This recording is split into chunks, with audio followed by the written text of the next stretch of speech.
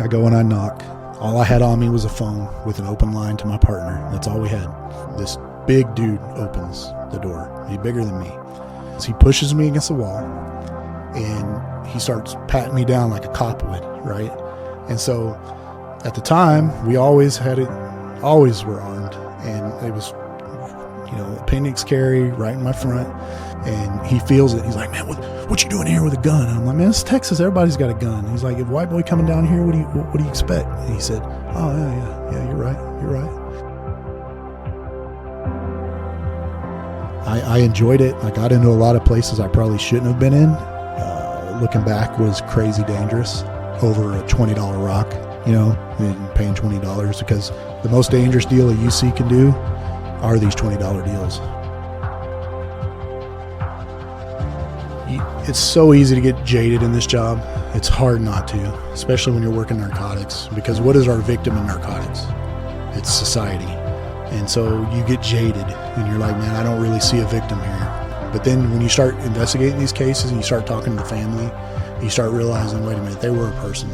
At one point, they were completely normal. And then they got addicted to something and they couldn't get away from it. And, and the thing that stuck out with this victim was I kept seeing her text messages over and over again, how hard she was trying to beat this. She just would go to rehab and get back in and use again. And she just tried over and over and over to beat it. And she got to the point where she had told a friend that, hey, I know I'm going to die. It's just a matter of when. You're listening to the ATO Bridging the Divide podcast, brought to you by the Assist the Officer Foundation. Since 1999, the ATO has given assistance to the first responder community. And now we want to give them a platform to hear their incredible stories. We also want to hear the stories of the many people that support us. Our community is small, but it is strong. We have differences. We don't always agree, and we all make mistakes. But together we can grow, we can heal. And we can learn from those mistakes. And together we can bridge the divide.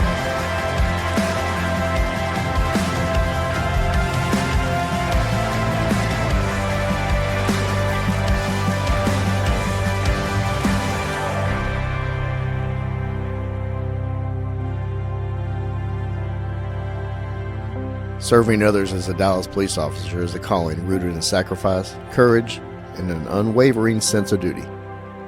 It means standing in the gap when uncertainty rises, being a calm and commanding presence in the midst of chaos, and choosing integrity and compassion even when the job demands everything you have. That calling is embodied by guest Sgt Bacon, who left behind a career in Missouri law enforcement and answered the call to Dallas. Not in search of comfort, but driven by purpose and service. Since arriving, Mark has excelled at every assignment entrusted in him, earning respect through dedication, skill, and leadership. And he has become the definition of innovation and professionalism in every role he serves. Beyond the badge, he is also an amazing husband and father, grounded by family and guided by values that shape both his service and his character.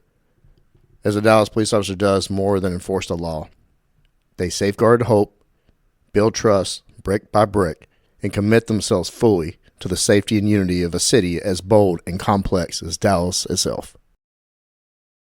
Mark, thanks for coming back on with us. I want to welcome on the co-host. Danny Canetti's here, Kent Wolverton's here, and Mark had so much fun on episode 127, bagging on people on the South East CRT days. You thought I'd come back for some more. Creating controversy. Yeah, creating controversy. Yeah. Mark, it was really hard to get you to come on and talk about, you didn't want to do one on your life and your story, and, I respect that. Not everybody, some people like to talk about themselves, but you're really not one of the people that like to. But I put it to you a way that this is for your little ones when they're older and your family and their families. That way they can look back and we kind of preserve your law enforcement and life history. So here we are. Yeah, and this is a unique medium that we have these days. And you're right. You put it that direction. I was like, okay, that makes sense. I might give this a shot. Yeah, we'll be gentle. I hope so. So, but other people listening right now are probably cringing. I want to talk about early life growing up.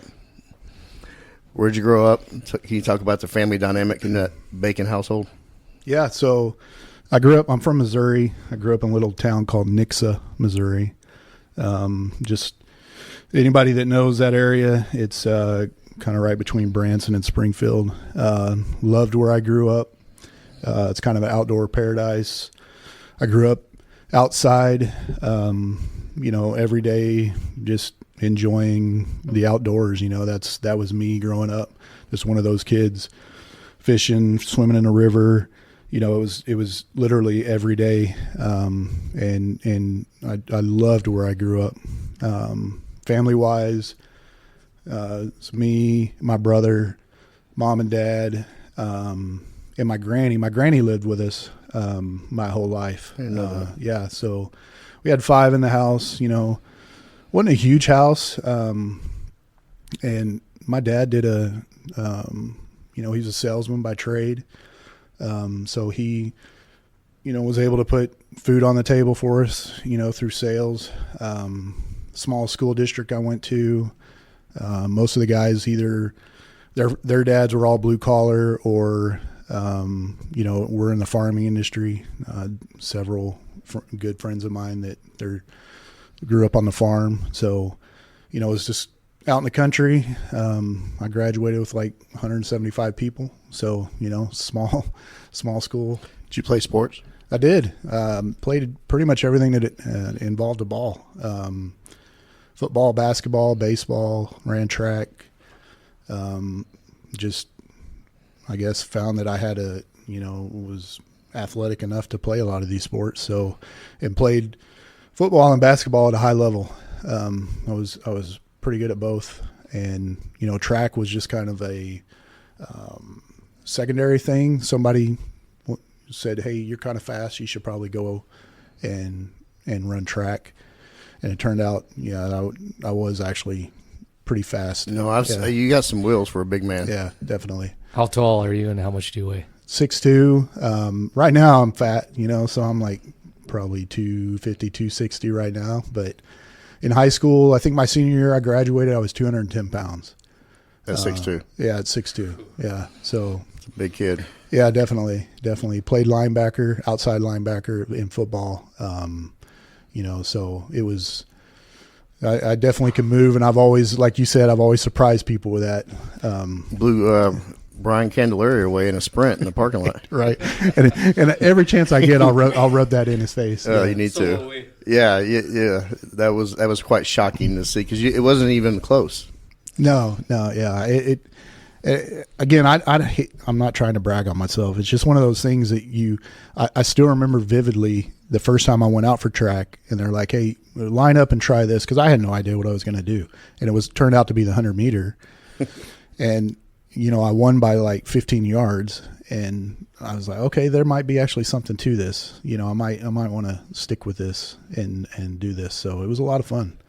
Since I've known you, you have a competitive nature about you, that it came from that, right? Definitely.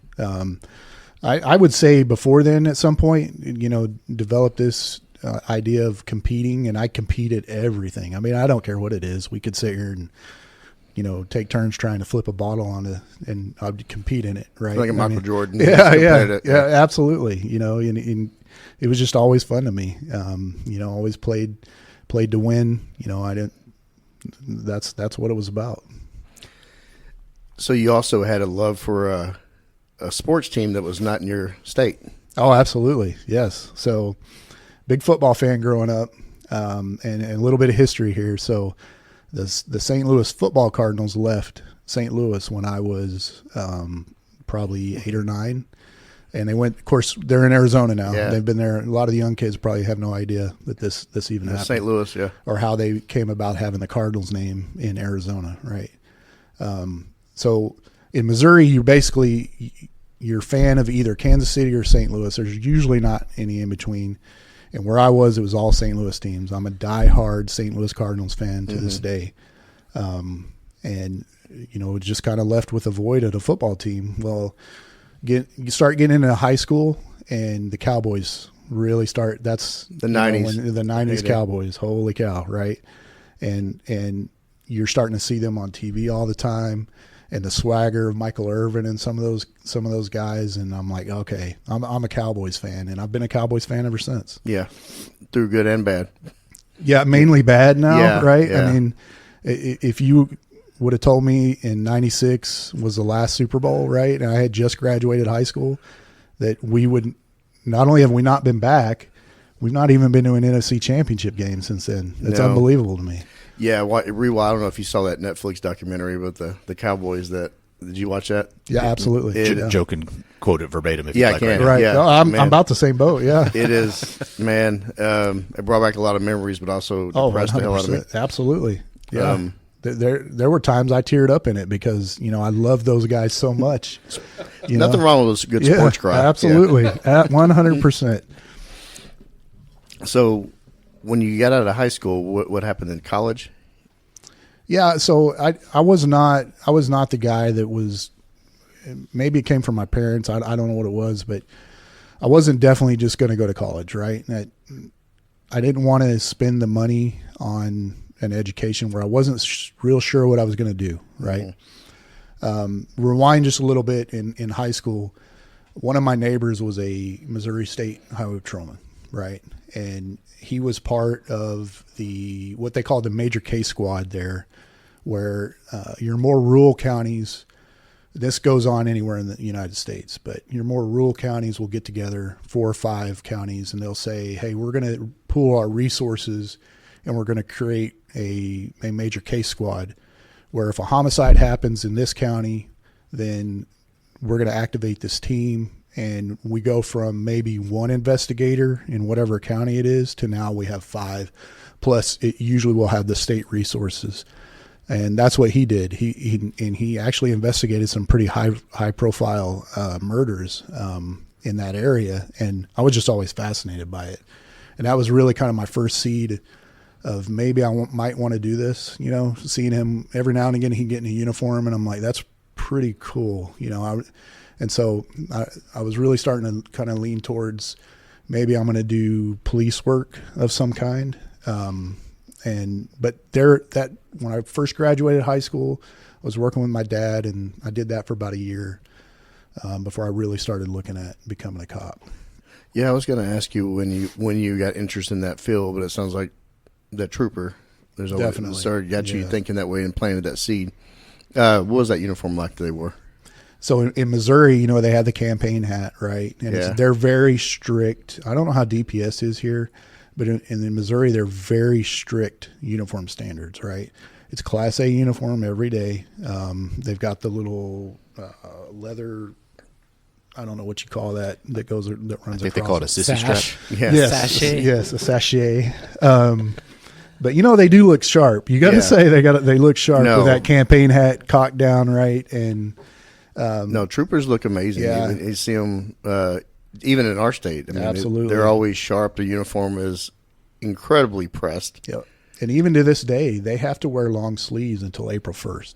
So from October 1st to April 1st, you don't wake up and decide, hey, it's warm today, I'm gonna put short sleeves on. No, it's long sleeves with the tie on, right? So it's we see a lot of, in this department even, we've seen a lot of uniform changes as the culture kind of changes, but not the highway patrol. They stuck with it. With the uniform changes or sometimes standard changes. Definitely. Yeah. And we'll get into that a little bit too. Yes. So, it is odd to see that trooper uniform in a short sleeve. I'm so used to seeing them in a long sleeve because it just doesn't, especially if it's a tie on, wearing a short sleeve and a tie doesn't look too good. It looks different. Wearing short sleeve and a tie? Yeah, short sleeve uniform and a tie. Yeah, you look like an accountant. Yeah, like you should have someone from pocket, the office or something. Pocket protector. Yeah. So I was going to ask what appealed most about it, but you kind of It seemed like you. Well, you would hear his stories. Like any cop is going to have Right. great stories, right? Mm. And he had phenomenal stories, right? This was a time period when, they would chase literally the wheels off for anything, right? And you'd hear about these chases he's been in and all of this different stuff he got to do.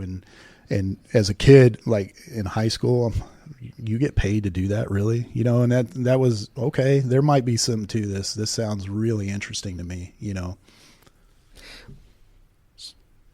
Where did you apply when you? Okay, tell me about the decision to say I'm going to do this. How'd that go? So my now ex-wife, when her and I first got together, we actually moved to Texas. A lot of people don't know this. My in-laws were in Texas already, and this was 97. I moved here, and I actually started attending a junior college, Weatherford Junior College. Got a few hours out of that, but at that time, all I wanted to be was a highway patrolman, right? I was down here for a while. I was going to see, if Texas was going to be a fit, but to be honest with you, I didn't like it. I wanted to go back home, and so it's what I ended up applying with the highway patrol in 90. It was the last part of 97. I would have turned 21 in the academy. I would turn 21 in 98, and I made it to the last step. It was a kind of a 3-panel interview at the very last step and at that time it was more, you were interviewing in front of their brass. I think it was major level and above, right? And I made it to that step, and I got cut. And they told me later, they said it was just because we had so many in the class that were older and a little more mature than you. Otherwise, we probably would have taken you. But I'll be honest, it turned out that was a blessing. Yeah. Because we'll get into it in a minute, but you get into this city policing, right? It's so much more fun and involved. Dynamic. Yeah. I'm really kind of glad my career went the way it went. Yeah, so is Dallas. We're happy to have you here. Right. Yeah, talk about the department you ended up applying for. I did not know you lived here and then went back. That's interesting. I'd never heard that from you. So the funny thing is, in 98, I almost applied for Dallas. So I was in taking some criminal justice classes at Weatherford Junior College, and the professor at the time was talking about Dallas and saying, I cannot remember what was going on. It's maybe something with the pension at the time. I think you came on about that time, right? Well, the pension at that time was booming. I mean, that was a big draw for everybody coming to Dallas in the late 90s. Right. There was something that was going on that he was basically saying, hey, I wouldn't go the Dallas route right now. And really that's the only reason I didn't apply at that time. That and the fact I wanted to go home. Right. So the other department I was looking at was Springfield, which again, right at home. Springfield's a fairly large town, about the size of Abilene, 170, 180,000. But they were on a hiring freeze. We used to have those a lot back then. We even in Texas, in the 90s, there was a lot. DPS, Paul, my brother Paul, Yep. It took him like 5 or 6 tries to get DPS, and he was actually in the hiring process of Dallas, and DPS called him, and there he went, and he's, Right. 25 years later. Because we were having these hiring freezes Yeah. everywhere, and they were stuck in a hiring freeze. So, where I grew up, a lot of my family comes from central Missouri, a little town called Rolla, and they told me, hey, the Rolla Police Department is hiring, right? Small town. And I was like, that might be a good idea to go get a little experience, get my certification in, and either apply for Springfield later or, maybe reapply for the Highway Patrol. And Rolla hired me, put me through my first academy in 2000. I think I started in March of 2000 in my first academy, and then was with Rolla for about 3 years. Good times though. What was that hiring process like there? So you would go in. It's not civil service, so it's a little different, right? There wasn't a strict. This is the way we have to do this interview process. I went in basically, and I had 2 different interviews, and the last one was with the chief of police at the time. And after that interview, I got my acceptance, And the good thing about that was they were an agency that actually took on the financial burden of putting me through the academy. Their own academy they had? Yeah, because folks in a big city are not going to understand this. Here, when you get hired, you get put through our academy, right? Anywhere else in the state that doesn't have an academy, you have to pay, or an agency has to sponsor you to pay. And back then, that was like $4,000 or $5,000 to go. I don't even have a clue what it is today. To go through, I just didn't have that kind of money. And for them to do it for me, you know, it was, even back then, it was 6 months of 6 month academy? Yeah, Wow. absolutely. Okay. So it was a little over 600 hours, I think. Was it multi-agency in that academy, or was Yeah. it just roll? Okay. Yeah, agencies from all over Missouri. This was actually at the University of Missouri. It was where the academy was. And it was in the old Hearn Center up there. But yeah, there was a ton of people in that academy that weren't attached anywhere. And by the time the academy ended, they all had jobs. You know, people were hiring them. They probably had like scout. Some of these departments had scouts going into this to try Absolutely. to recruit people. 100%. Yeah. How'd that feel whenever you finally got that badge and you got put out there? Oh, it was great. You know, you go through the whole ceremony, the badge pin, and all that good stuff, and then you come and you get the reality of police work. You know, I was put on deep nights with my first trainer. You know, and you're going from call to call, and then this is where it comes in, like with the highway patrol. My first month there, I was just like blown away. I'm getting paid to do this. This is awesome, right?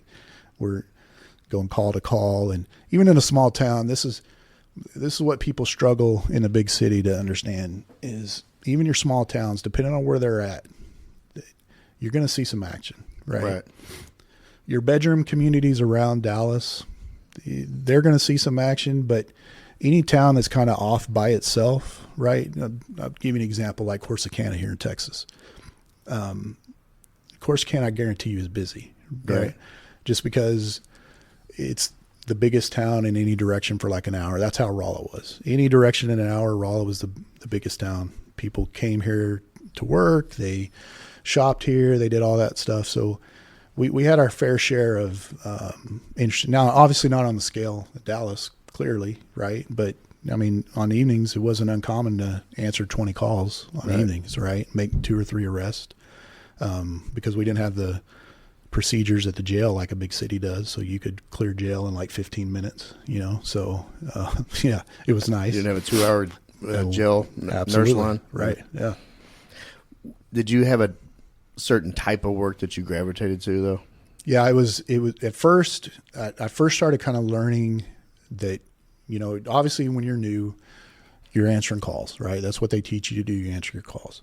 And then you start learning, hey, I want to do some proactive work. So the first thing I started stumbling in on was DWI arrests, believe it or not, right? Like, because up there I could do a DWI arrest in 30 minutes, you know? So I cannot see you being a DWI guy. I actually enjoyed it, you know? And then that's when it started.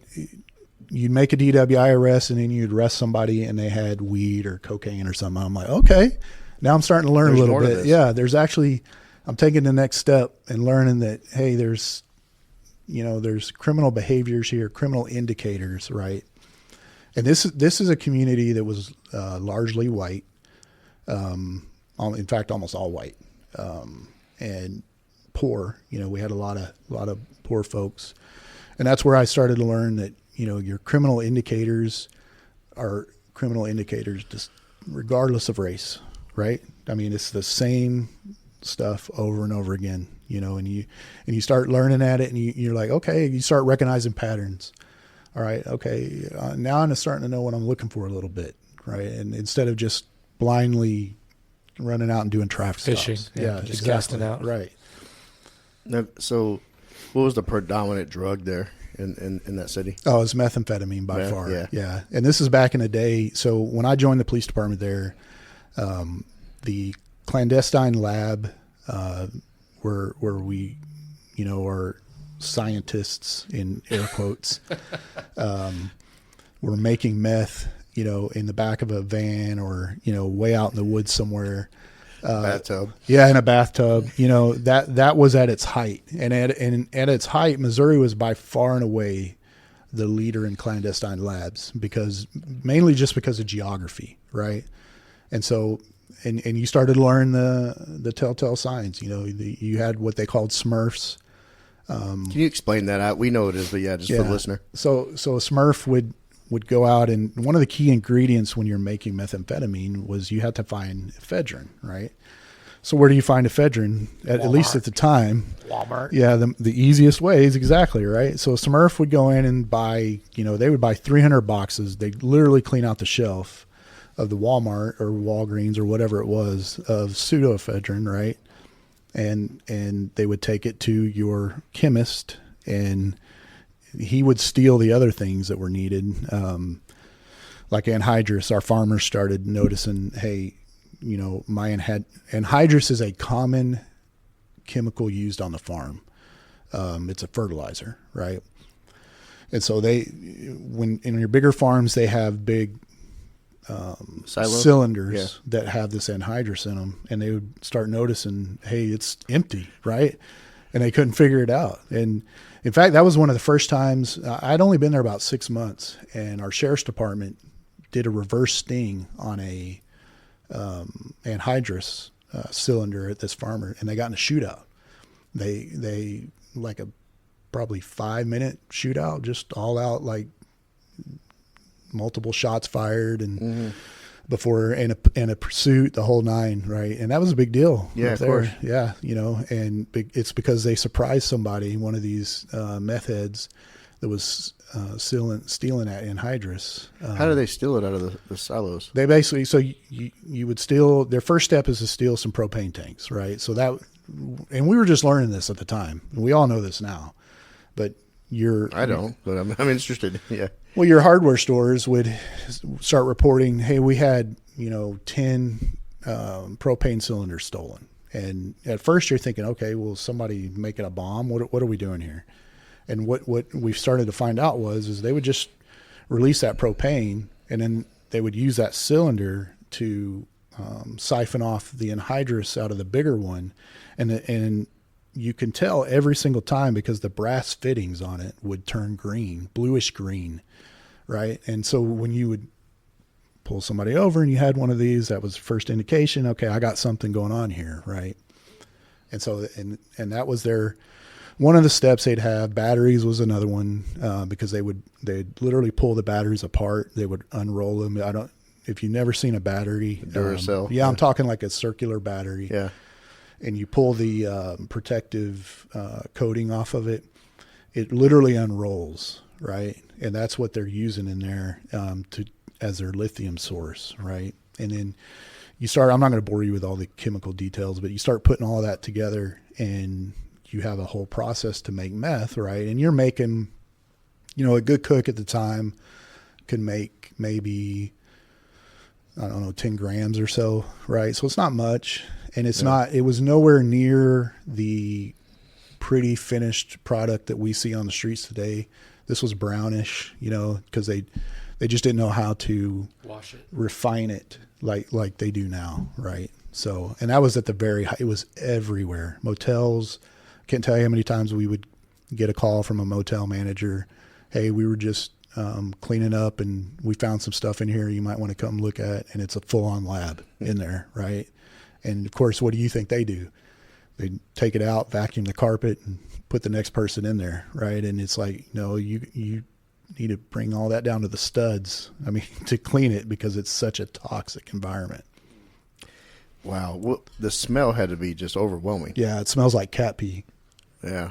Well, some places in the Grove, it's right. You can't get out of the car without smelling it. Yeah, and so that was the big thing that we saw a lot. I didn't really see obviously marijuana too.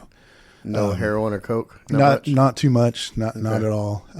It was almost always meth. And of course, I always get a kick out of this too. When I started in Missouri, possession of over 35 grams of marijuana was a felony. Well, oh, damn. Yeah. So A little over an ounce. right. So you get an ounce of marijuana and you had a felony arrest. Wow. Well, nice. Yeah. So Did it kind of like go doesn't Texas State Jail or and then? yeah. It was. Okay. I can't remember. It's been so long, but I think it's a class. They don't do the numbered system. It's A, B, C, D. I think it was a Class C felony.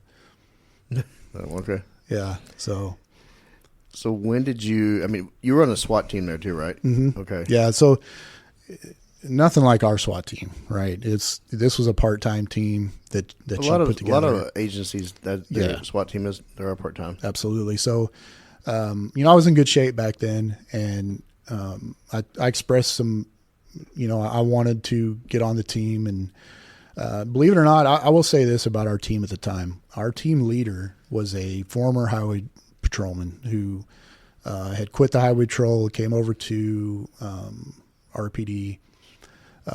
Really phenomenal guy, very tactically sound, was in great shape. And he always took it to the next level. They actually did some training with LAPD in their early stages. He worked some contacts that he had, and so there was some real knowledge there that they had. And the other thing that we had going for us was Rolla is maybe 20 miles from Fort Leonard Wood.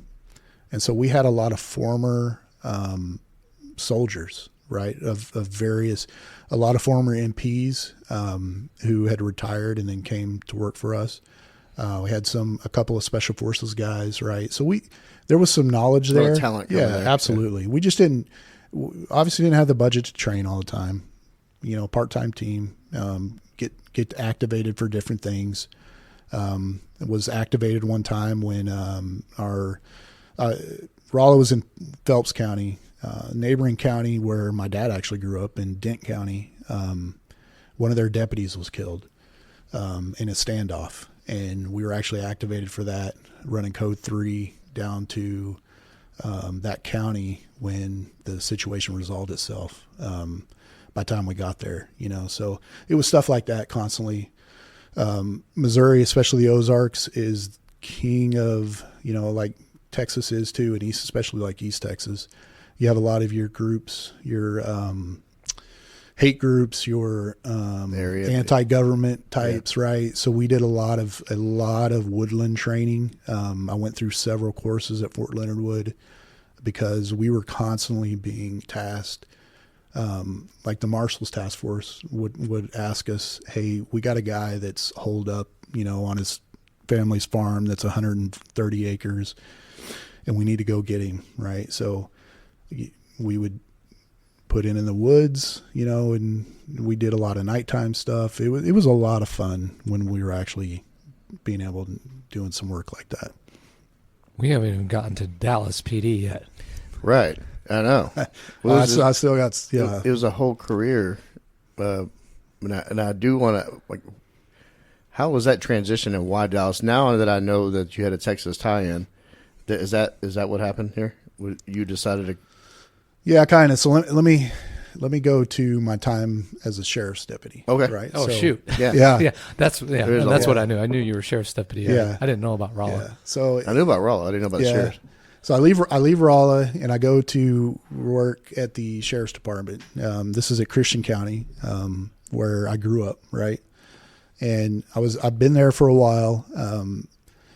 Had been involved in a shooting there, where a guy, he was a former law enforcement guy, and he was on methamphetamine or something, been up for like 3 days, and he decided he was going to go murder his family when a 911 call came in, right? So we go out there and confront him, and it's one of those deals. He ended up having to use deadly force. I didn't shoot because I wasn't closest to him at the time, but that was kind of my first, critical incident. Yeah, definitely critical incident. Had one in Rolla too, but wasn't anything like that.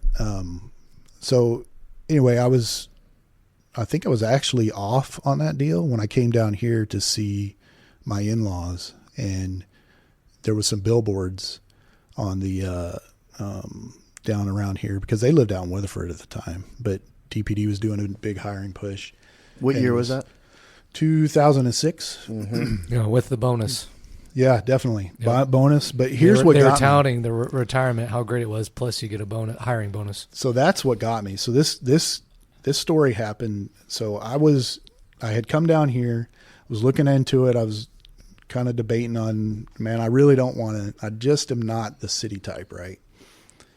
But I go out. I'm back up in Missouri, and I'm working, and I get a theft call, just a theft call. And I go out, and this guy, he's living on a golf course, living there by himself, probably $500,000 house, right? And I'm taking his information about this theft, and I'm looking around, and he's got all this fire department memorabilia, pictures of him in fire uniforms. And back in my head, I'm going, how's he affording all this, right? And I think he could kind of get that vibe because he just starts telling me, he's like, oh, I was in California, and we had this pension. It was called a drop.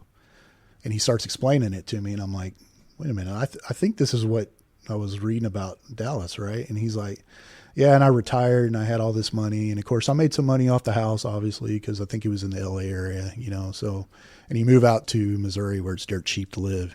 That's a pretty easy thing to do. So that's when I was like, okay, I really am going to start looking at this, because if DPD has that kind of retirement and I can do this job there, absolutely, I'm in. So let's give this a try.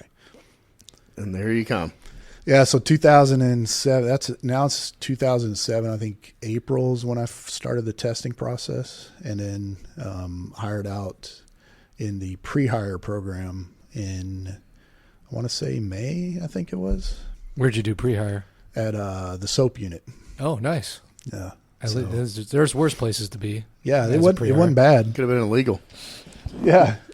Well, and for the folks that don't know at home, if you come here, especially if anybody's out there listening that might want to come to DPD, we have a program called a pre-hire where you can get hired on and come and do a job, start earning your paycheck before you go to the academy, right? So I think I started in May, and we didn't go into the academy until July, I want to say, kind of into July.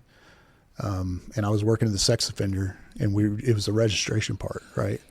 Yeah, it was boring, but hey, We got to know a lot of detectives too. That's the other thing. You already start your networking, right? And so you're learning people, and so first day, it was me and 4 others that started. And you remember Chief Williams? He was a lieutenant at the time, I think. Danny Williams? Yeah. What was his name? I want to say his first name was Chess or something like that. Yes, I do remember him. Yeah. Yeah. So great, super nice guy. Forgot about it. Yeah, but I remember him now. So he gets us all together, all 4 of us, and he takes us down to go to lunch at a place in Oak Cliff that's no longer there. And I'm in the back of the car with a tall dude, young guy. I was 30, by the way, at the time. So I'm a little older coming in. I'm 30. And in the back seat with me is this younger guy, hired the same day as I did. And, young guy, handsome, and we're talking, and I'm like, I could tell he was just out of college. And I was like, yeah, hey, okay, that's cool. Where'd you graduate from? He goes, yeah, you wouldn't know. He's like, it's small college in Missouri. I'm like, give me a shot. And he said, a school known as Missouri State. Now, Missouri State is in Springfield, right? So I grew up there, and I'm like, well, are you serious? You just graduated from Missouri State? Yeah. Okay, that's cool. That just happens to be where I'm from. He graduated in 2006, right? And he's telling me he's from St. Joseph, Missouri, and that's up north in northern Missouri. And y'all had not met until Never, not one time. And, running around in, pretty close proximity to each other. And it turned out to be Dave Roach. Yeah. So that's how we befriended each other, and went through the academy together, and ended up becoming partners, and still great friends to this day. That's an amazing. Yeah. I didn't know he was from Missouri, but that starts to, it adds up now. Yeah. Is it tracking the dots A little now? bit, yeah. Yeah, definitely. So what was Dallas's reputation as a PD from the far outside looking in? What did you know? What were we known for in your eyes? Well, I'll be honest. I didn't really know. Mm-hmm. I didn't, because I didn't grow up here, right? So I didn't know. All I saw was, here's an opportunity to go to work for a big agency, right? That's Great pension. Right, absolutely. Great pension, a big agency, because, coming from a smaller agency, I speak that language. I teach across the country, and that's my advantage is I can talk to those smaller agencies the same I can the big cities, right? Because I understand where they're coming from. And you're coming out of that smaller agency, and the one negative you have in any smaller agency is you're just not going anywhere, right? If you are the same age, or you started roughly at the same time as somebody else, and they get into CID, for example, well, you may not have that opportunity to get in there for another 10 years, right? So here, you come to a big agency, you have the opportunity to do a ton of stuff. Variety. Yeah, absolutely. Quickly. Very quickly. And I was looking forward to that. And then as I move here and I start getting involved in DPD, I start realizing just how class act of an agency this is, right? And just, you don't realize how DPD is looked at in the rest of the country until you go somewhere, right? I go somewhere teaching, and they say, "Hey, where are you from?" Dallas PD. It's like, oh, really? You're from Dallas PD? Yeah. And I mean, this agency has just always had that. Like, I'm not trying to knock Houston or San Antonio or any of them, right? But when you talk about the state of Texas, everybody usually talks about Dallas PD, right? I agree, and for good reason. I mean, I see why.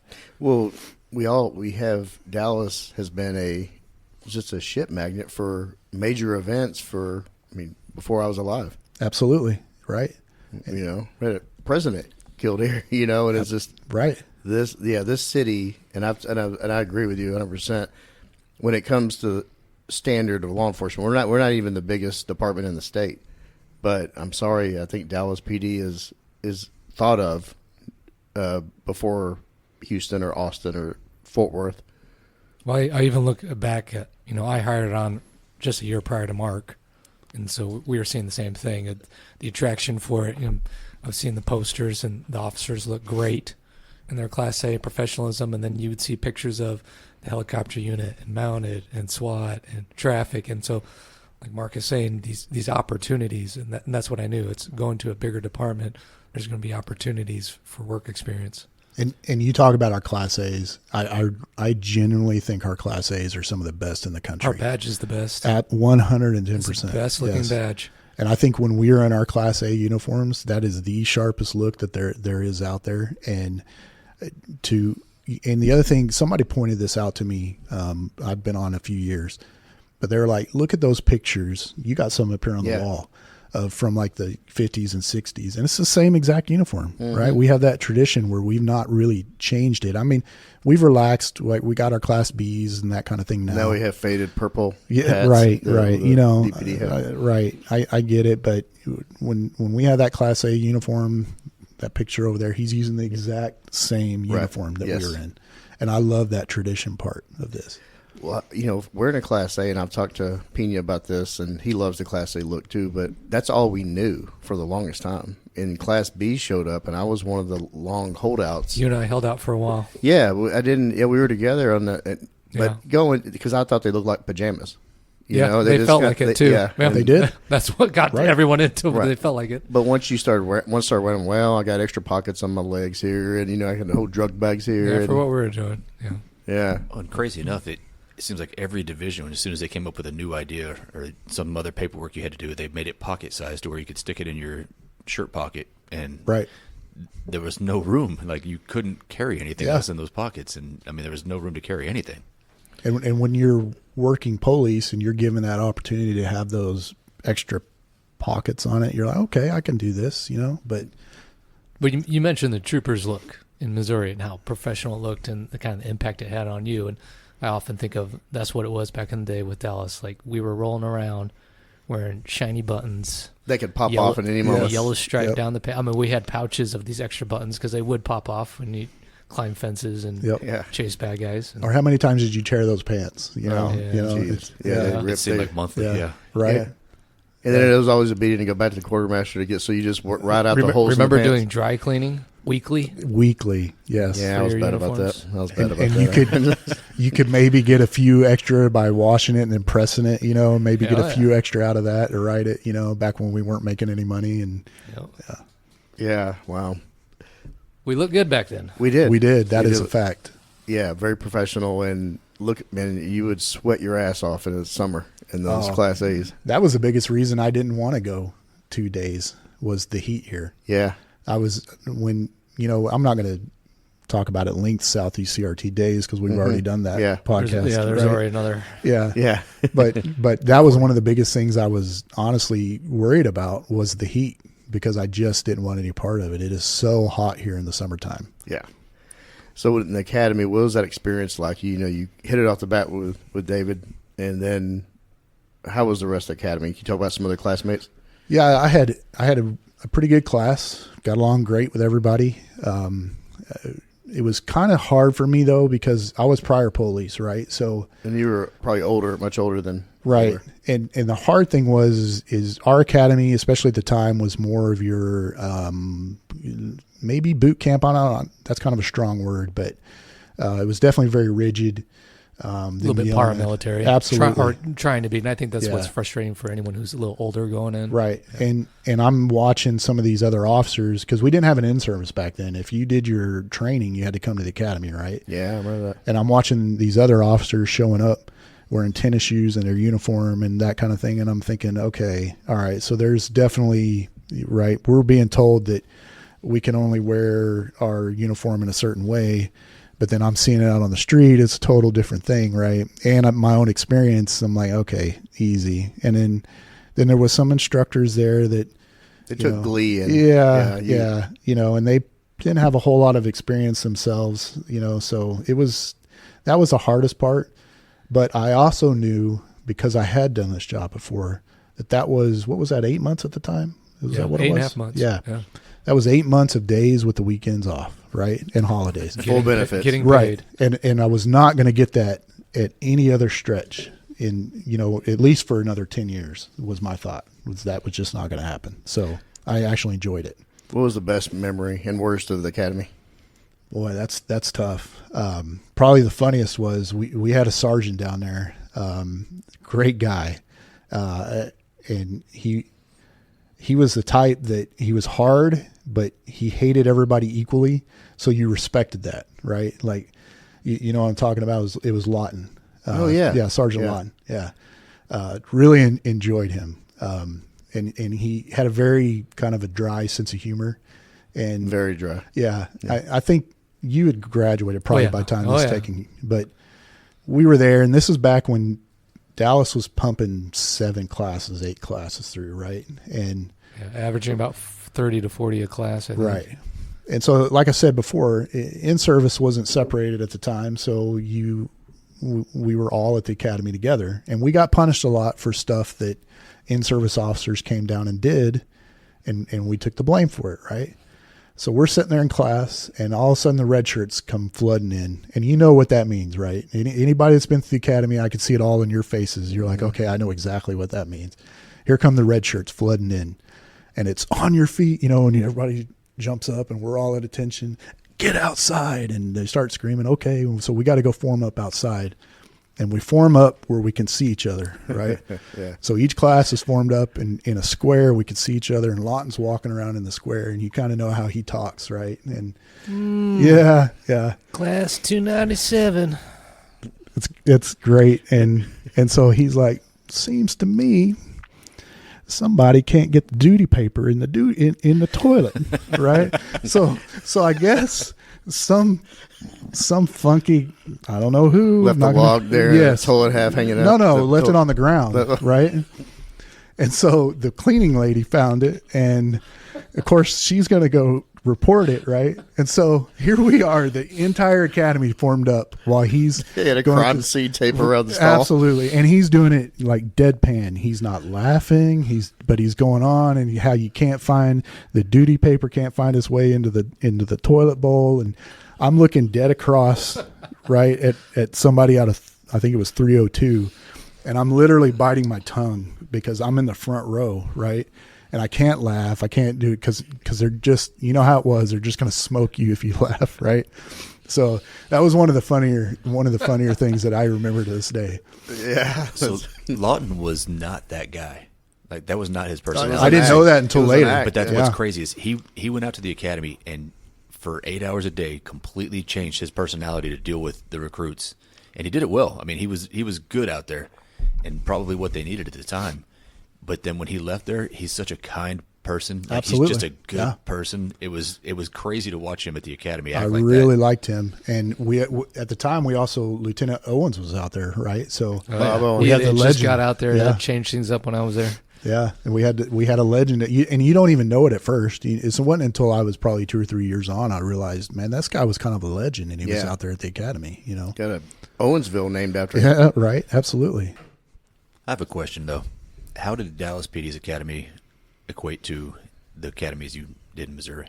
So I will say this: so in Missouri, when you're going through the academy, it's difficult for them to get too specific to a certain agency because they're training you for multiple agencies, right? So, for example, penal code, right, was taught by a prosecutor who did a phenomenal job, really good job on the penal code in Missouri, but you couldn't really say anything specific. We couldn't get into, your city ordinances and all that kind of stuff because they couldn't be that specific. But here, when I went through here, you were so well prepared, at least on the book side, that by the time you hit the street, that, obviously you needed to learn how to do that kind of thing. But they did a phenomenal job here preparing you for being out there doing it the DPD way. And how difficult was it coming from another state to relearn everything? Because it's all different, right? You mentioned they don't do class 1 felonies or 2s. It's letters, and I'm sure the numbers are different. So trying to relearn all that after you've been working with it, was that super difficult? So the two things I struggled with the most were some of the penal code stuff, because I was so used to the way that Missouri did things, and then the radio language. I struggle with that. I still do sometimes because I got so used to talking in 10 codes, right, where I was from. And then you come here and we talk more in signals, right? This is what you don't see it too much anymore, but because we're all going to kind of that plain language. But here we have a signal for everything. And there was sometimes I would slip and say a 10 code on the radio, and dispatcher would just be like, "So what? Say that again?" And I'm like, "Oh, excuse me," and then go back to the other way. But that was tough. You probably had more of a point of reference though than most people coming in, because you had a fundamental understanding of case laws that and offenses. Just an idea of how to do it, and like, for example, I remember so here in Dallas, when you go through the academy, another really neat tradition I think they do here is your academy class assigned a class advisor, right? And that class advisor is generally somebody that's on the street, and they, get selected to come and basically shepherd you through this academy class and help you out with different things. Ours was Mark Johnson, right? You guys remember Mark? We called him the Swede, right? Because he was a gigantic man at the time. He's not nearly as big as he used to be, but he was just this gigantic dude that looked just like the Swede from Heartbreak Ridge, right? So that was his nickname, was the Swede. And Mark Johnson, great guy. But in his spare time, one thing that I really liked about him was in our spare time, he would actually start putting us through scenarios, right? Kind of preparing us for different things in the academy. And one of them early on he put us through was a domestic thing, and he kind of purposely made us park, a little bit further away, and then we had to walk up on this domestic occurring outside. And nobody could see what anybody else was doing the way he had it set up. You had to go back in the classroom, that type of deal. And so we came out, and as soon as I got out of the car, these two are arguing. And what am I taught as a former law enforcement officer? What we all know now is you use that voice as command. And I'm like, hey, knock it the off, right? You know, and I'm like, you get back and you do this, and just immediately, like, you know, using that big boy voice and telling him what to do. And Mark shuts it down. He's like, holy shit. He's like, this is exactly how you're supposed to handle this, right? And he's like, I could tell you've done this a few times before, right? And it was stuff like that when I got out that was a big help for me, because I had done this job before. So I want to talk about graduating from the academy. Where did you go? So South Central, our South Central division had just opened. It was like a month old, right? And so when my ex-wife and I were looking at houses when we came down here, we looked at many different areas, but my thought was I was going to end up somewhere south, you know, because I'm a new guy, and I just figured that was going to happen. So I was either looking south or east. We looked Mesquite, Forney, all south of Dallas, and settled in Ellis County, where we're at now. And so for me, South Central, I was the class president, so I had my choice where I wanted to go. But I wanted to see some action, and B, I wanted to be somewhere close to home. So I said, I want to go to South Central's brand new substation. I heard it was beautiful and nice, right? So that's where I wanted to go, and that's where I ended up doing my field training at. Who are some of your field trainers? Charlotte Nathan was my first watch. Then I went to Layton, Albert Layton. Yeah. Was my we were on fourth watch together. He was my second phase, I think. And then Les Richardson. Oh, man. Was my third. Wow. Yeah. So let me tell you about Les, right? Yeah. So Les was a good guy. Mm-hmm. A lot of folks didn't get along with him because he was really, really hard on his rookies, right? Very. But I think it was because maybe I was prior police. But we hit it off, and I'll use this word lightly, he was not the most we're going to go out and get into some stuff type of guy, right? But one thing that he did that I thought was genius, that I always thought I would have done had I ever trained, is he gave me a copy of what he called the Les OP. I don't know if you guys ever heard of this. Yes. No. Yeah. Yes. So he would take a binder. He'd do this on his own. He'd take a binder, and he basically created on a single piece of paper, he created a SOP, if you will, of what to do on every call you could ever encounter. So take it for example, a homicide. We all know this, but for the folks that don't know this, if we go out and we have a signal 27 as a dead body on the ground, right? There's a whole checklist of things we got to do. Right. We got to notify the ME. We got to start calling homicide, sergeant, and all this stuff. And as a rookie, we all know it now, frontwards and backwards. But as a rookie, you're like, oh man, what do I got to do? I forget. You're nervous about who I got to call and this and that. Well, you would pull that out and flip to homicide. Oh, okay, this is what I do. I got to ask dispatch for this number. I got to do this. And you just write down the checklist, and you'd never miss anything, right? And that was by far the greatest thing that he ever did for me. And he was actually a good guy. His career ended under controversy. Under controversy. Hey, but baby, hey, I'm on a call. Yeah, but hey. No, he was always real nice to me, but I saw him kind of torment. He was a character. Yeah, he was a character, but he tormented some of the other rookies that I saw. I'm like, man, I'm glad I'm not there. Yeah. He actually told me one day I was getting beat up by a rookie that was having some problems. And again, I don't hide it well in my face, so I'm kind of moping around the station a little bit, and he goes, excuse me, Senior Corporal. He was the Black Sean Connery, right? 100%. So cool. Like he was a DJ. Yep. He was on the radio before being a police officer. Said, excuse me, Senior Corporal. You seem to be a little bit stressed out, if you will. Your job is not to be stressed out by these rookies. Your job is to stress that rookie. And I was like, holy cow. Like, he just 100% boomeranged me right there, right? And if you get the reference, you get it. I won't go too much further into that one. But, yeah, he just flipped it on me and was like, don't be stressed out, man. Like, your job is to stress them out. Like, go make him have the problems. You don't have any problems. You know what you're doing. He doesn't know what he's doing. Absolutely. And I was like, mind blown. And then he just walked off and he almost floated Smoking everywhere he went. He was so smooth Cigarette, with everything. shotgun in hand. Yeah. No, he was like a 60s cop planted in the 100%. He was Early very odds. old school. Yeah. You know, he smoked, always in Class A. Absolutely. He had a very rigid schedule. Like, I knew what we were doing every single day. What about when you approached an intersection with a stoplight or a stop sign?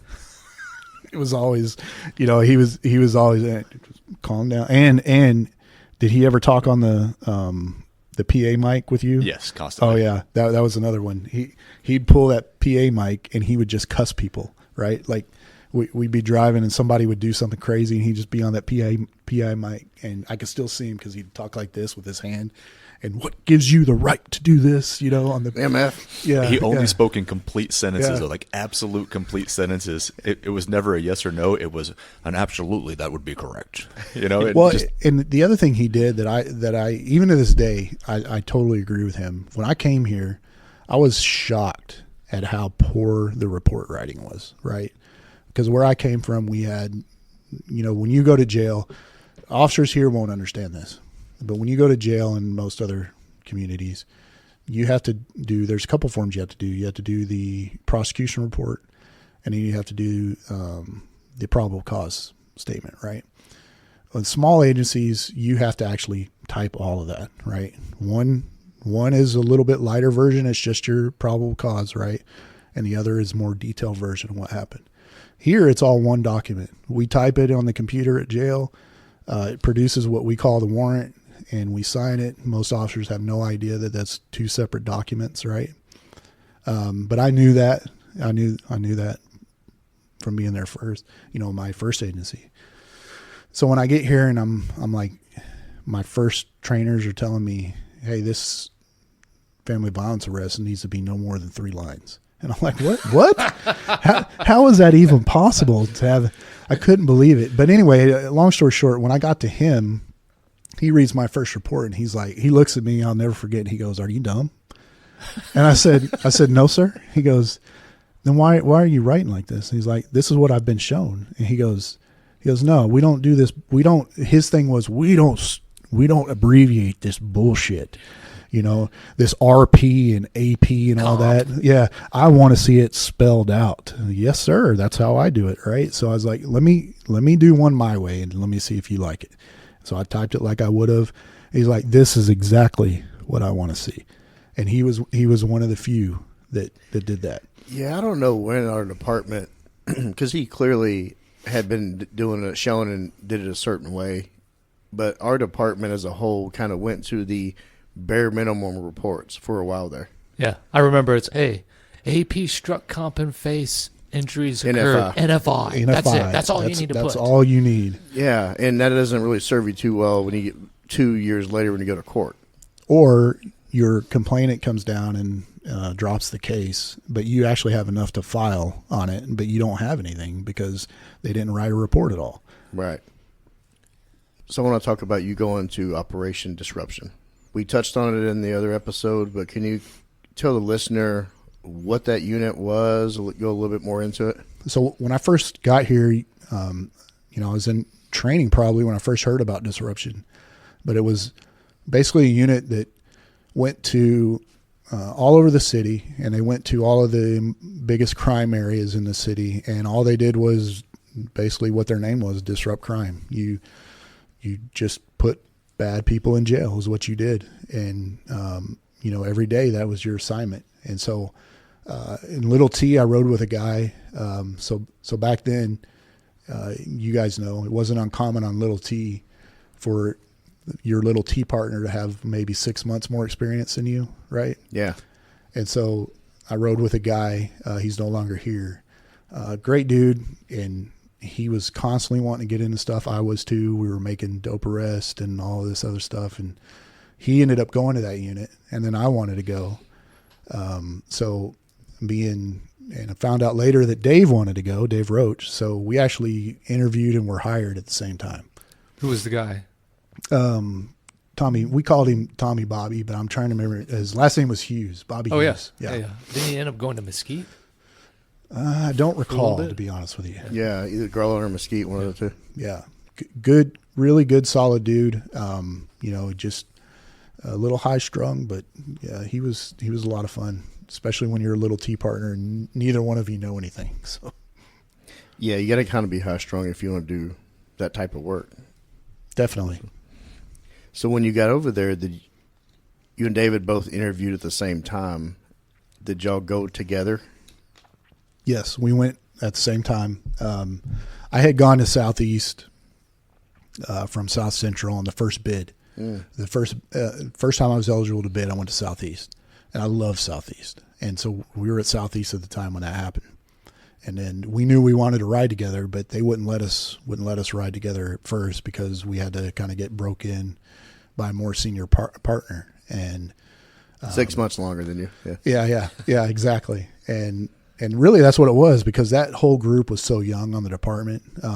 They maybe max was 4 or 5 years on, but that's kind of what you needed, because those are your most aggressive officers that are looking to do, put people in jail. And if that's what you want, and that's really what we did. It was every single night, 2-3 times a night going to jail, and it was a lot of fun. And I learned this city so quick because of that, because most officers could come out and be at Southeast for 10 years and Southeast like the back of your hand. But if you had to run code up to a citywide assist at Northwest, you're going to be lost, and that was my advantage from disruption, was I really knew this city well because of that, because we were all the different channels. You had free reign of the whole city. Well, so they would assign you, they would say, hey, today we're going to go to these hot spots. We're going to go to Forest and Adelia on channel 2. Then we're going to go to South Dallas on channel 3. And then, hell, we may go up to Kit and Mayhem on channel 6, right? And you just knew, okay, I'm going to go in those areas today. And they were always changing, but it really was a good time. A lot of fun there too. And the mission was to go after drugs, guns, gangs. Our sole mission was just disrupt illegal activity, whatever it was. I had some guys that were very good on the gang end. I never really got good at that. I could tell you some gang indicators, but that was really never my focus. There were plenty of guys like me that were more focused on the drug angle. We had a lot of guys that were focused on, they would use their contacts with like homicide, or robbery. And we would go after, this was before the days of fugitive units or Metro. Yeah, Metro. And we would go after those suspects, but for me, it was always dope, always. And that's what we were expected to do every single day was, numbers. Numbers. You had to generate activity and put up numbers. Yep. And if you didn't, then I remember Ruben Flan was my sergeant. Ruben had just promoted to sergeant. Great guy. Yep. Great, phenomenal guy. And he would come to you if you hadn't made an arrest, if you went a day and you didn't make an arrest, he would come to you and be like, were you asleep? What was going on? Did you even work yesterday? I don't understand. How did you not get a single arrest? And the message was clear. Like, okay, I gotta do this. Just like all good things, everything comes to an end, and Operation Disruption wasn't immune to that. And as successful as that unit was, and as many numbers as y'all put up for years on that, it came to an end. Can you walk us through that story? Yeah, so to your point, at one time Disruption had 2 shifts, had a days and a evenings. It was pretty large. Back at the time when we came on, we had 3,700 officers, something like that. And we had a ton of people. But by the time I got to Disruption, we were just down to evening shift. And so I remember it just before the Super Bowl. Super Bowl was here 2011, I believe. Oh, the one out. Yeah. Just before the Super Bowl, Chief Cato came down. Chief Cato was a 2-star at the time, came down to talk to us in briefing. That wasn't unusual. Chief Cato was a worker, and he loved us. So he would come down and address us every once in a while. But he said, I want to do some rumor control just so you guys are aware before something comes out, but you guys are about to be disbanded. And he kind of went into the reason why. Chief Brown was here at the time. Chief Brown wanted to make units at each of the substations to basically do what we were doing, and we were going to be disbanded. And honestly, I remember we talked about this in the other podcast, but I remember sitting there thinking, this new unit at each substation is going to have a days and an evenings. Okay, well, that's cool. Maybe go to days, for once. But one of the senior peeps in there, one of the senior, really good guy, he brought up the fact that, hey, we haven't been around some of these substations in a good while. So they don't know us like some of the other people and that they see every day. Those that are making decisions on who they're going to hire for these spots. Maybe we should. Is there a way that we can get some kind of preference based on what we've done here? And they finally made a decision that they would guarantee us a spot on evenings. And so that's where I made my transition back to CRT on evenings at Southeast. David went with you on that? Yeah, me and Dave, we were by far the most experienced out of that group. Great group, though. We really had some really good guys in there. Chris Nielsen, Chris Cooley. Yeah, Grandy. Grandy was there. You had was there a female on that team? Not when I was there. Okay. No. But we really, really ended up having a very solid group of guys that really wanted to work, and put folks in jail. And that was the first time I kind of got an idea of leadership here, because my sergeant at the time had just promoted sergeant from, I want to say he came out of homicide. It was Arredondo. Yeah, he was a homicide detective. Yeah, and he had a ton of comp time to burn. And I think the hours were kind of conflicting with his schedule, and he wasn't there a lot. So I was, you couldn't actually tap in uniform, but I was kind of the one that was in, quasi in charge. So it was my first experience of, being that person, with in a small unit like that. As a PO. Yeah, I was not a senior corporal at the time. So it was interesting to say the least, but we had a really good time. I loved being back at Southeast, and doing some of the work that we did at Southeast. The contrast between the two groups, you guys being on days, us on nights. You guys did a lot in South Dallas. We didn't do so much in South Dallas. We preferred to stay in the Grove. Did a lot of stuff in the Grove, but some good times and good people too. I'm still on a group thread with half of them, and have been ever since. And we still talk constantly. Well, every one of them have gone on to do great things. And absolutely, they're in great positions now. That's if anybody's going to go to a big agency and you get involved in units like this, those are the people you're going to see in these specialty units, right? They're just people in disruption. I see them all the time. They're part of, whatever, some of them are task force officers now. Fugitive, SWAT, tons of guys went to SWAT, narcotics, that kind of thing. So and that's where Cooley's at now, right?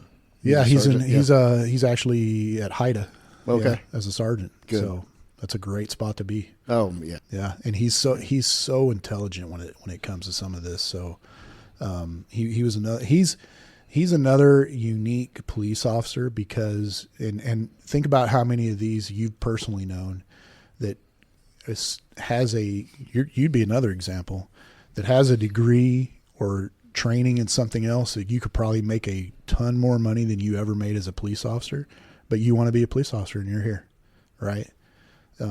It's very unique to our profession that we see that kind of thing, and they just feel like they're called to be a police officer. And for me, it wasn't that way. This is what I was cut out to do, and that's the only thing I ever wanted to do. Yeah, most cops are just kind of, I'm not going to generalize everybody, but most cops are kind of blunt objects. Then you have the rare Swiss Army knives out there that are mixed in. Yep. When you talk, there's those two personalities. Mark says he just knew this is what he wanted to do, and this is him. and then there's Cooley, like you mentioned, who could do anything but wants to do this. And both personalities, they work at this job because they want to be here. That's right. That's exactly right. And they want to serve Dallas. Yeah. And boy, we had a lot of fun together. That's for sure. Well, we talked in the other episode about you getting over to Days, and we had openings, and we had, I had my eye on you just based on your reputation, and also just meeting you in the gyms at Southeast, and Let me go back and give a shout out to Roach. So, okay. Him and I had partnered up off and on since probably 2008, right? Great friends, still are today. So that was hard for me. That was the toughest part of this, was leaving him to come to Days, right? But my daughter, I had her in 2009. And, I kind of I was enjoying the evenings. I've just always been that kind of person that likes evenings and deep nights. Never had any problem with it. Never had any problem with being off on Wednesday, Thursday, and Friday, right? Didn't never bother me. But at some point I was like, you know what? I need to maybe get on Days, be able to spend some more time with her, and then again, like in the first episode, I won't go down too much, but an opportunity to work with you, right? And because your reputation preceded itself. So, I saw the opportunity and it was granted to me and I took it. We had a lot of fun. A lot of fun. Yeah, definitely. Yeah, it still sticks, and I've said it before, that you made a comment. You have made more dynamic entries on that team than working all those. Than my career in narcotics, than SWAT at my first agency. I mean, we worked so hard and we did so much in that unit that I don't even really think it's close, as far as how many dynamic entries I made. Unsafe. Looking back, could have done things safer. But. Yeah, but honestly, we're working with what we had at the time. Yeah. And that's what we were given, and we did a hell of a job at it. Yeah. Right. And I'm proud. Like I said in the podcast, I'm very proud of what we did. Right. And anytime I hear anybody try to talk down about it or, say this or that about it, I'm like, oh, take it easy. It's a little bit of jealousy. You weren't there, and the numbers we were turning in, I'm proud of it. Well, anybody listens to episode 127 knows how we all feel. So yeah, no doubt. We had a lot of fun. We had a lot of fun doing the job, but we also had a lot of fun with the pranks. What are some of the funniest CRT moments you can talk about? It is so hard to narrow it down. There was one that I didn't get a chance to get to on the podcast that I still think is funny. We had, so back then we had a guy in our unit named Robin Rivera, right? Yes. Good dude. Me and Robin were riding together, and if you don't know Robin he's got one of these infectious laughs, right? And so when he'd start laughing, it'd get me going. And I'm the same way. Like I just laugh. It doesn't take much to get me to laugh, right? And so we would both get going, and we couldn't stop, right? And so you were known for driving with road rage is one way to put it. Probably a little light on that, as bad as you were sometimes. But I'll never forget. We were coming up Bear Street, and we just got an arrest. And I think we were on Valentine when we got the arrest. And we're coming up Bear Street, and we had all decided, hey, these are going to the property and we're going to jail type of stuff. And you were out front, and this car come off the feeder road there and pulled right out in front of you. And I could already tell both of us were laughing because you had slapped the glass, and I could see you in there talking. But what makes it even funnier, we were laughing at you and what was going on, but what makes it even funnier is as we come around, the clown show that was in that car, there was a guy in the car that had a blonde wig on. Yeah. Right. And it was one of the funniest sights I have ever seen. And you know how Robin was, when Robin saw all of that, dude, I was cry laughing all the way to jail, right? Because it was just so funny. You being so mad, and then what was going on in that car. No, I remember because he had that crazy wig on. It was almost like one of those Halloween fright wigs, and he had a real pale face. And I remember like pointing at my finger was hitting the glass, going "stupid motherfucker." Yes. But right, and his eyes were this big around, right? You know. Yeah. Yeah, it was man, it was funny. But for me, probably the funniest thing that we ever did, and there may be a video rolling around there, but good Lord, yeah. Somehow, some way, we encountered a squatting situation where the homeless had taken over a house in South Dallas there. Completely taken over. Yeah, and they were using and I'm not exaggerating, they were using a 55-gallon bucket to do their business in, right? It's a drum. Yes, a drum. And it was completely full when we encountered this. Full of what?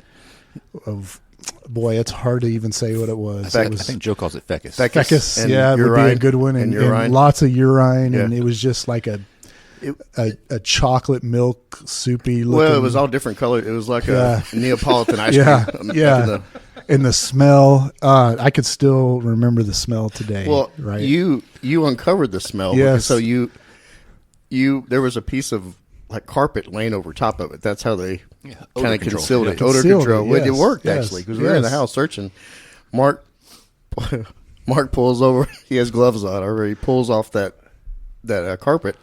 And the stench just came up like a mushroom cloud. I almost puked just because of that. Oh, it was horrible, just horrible.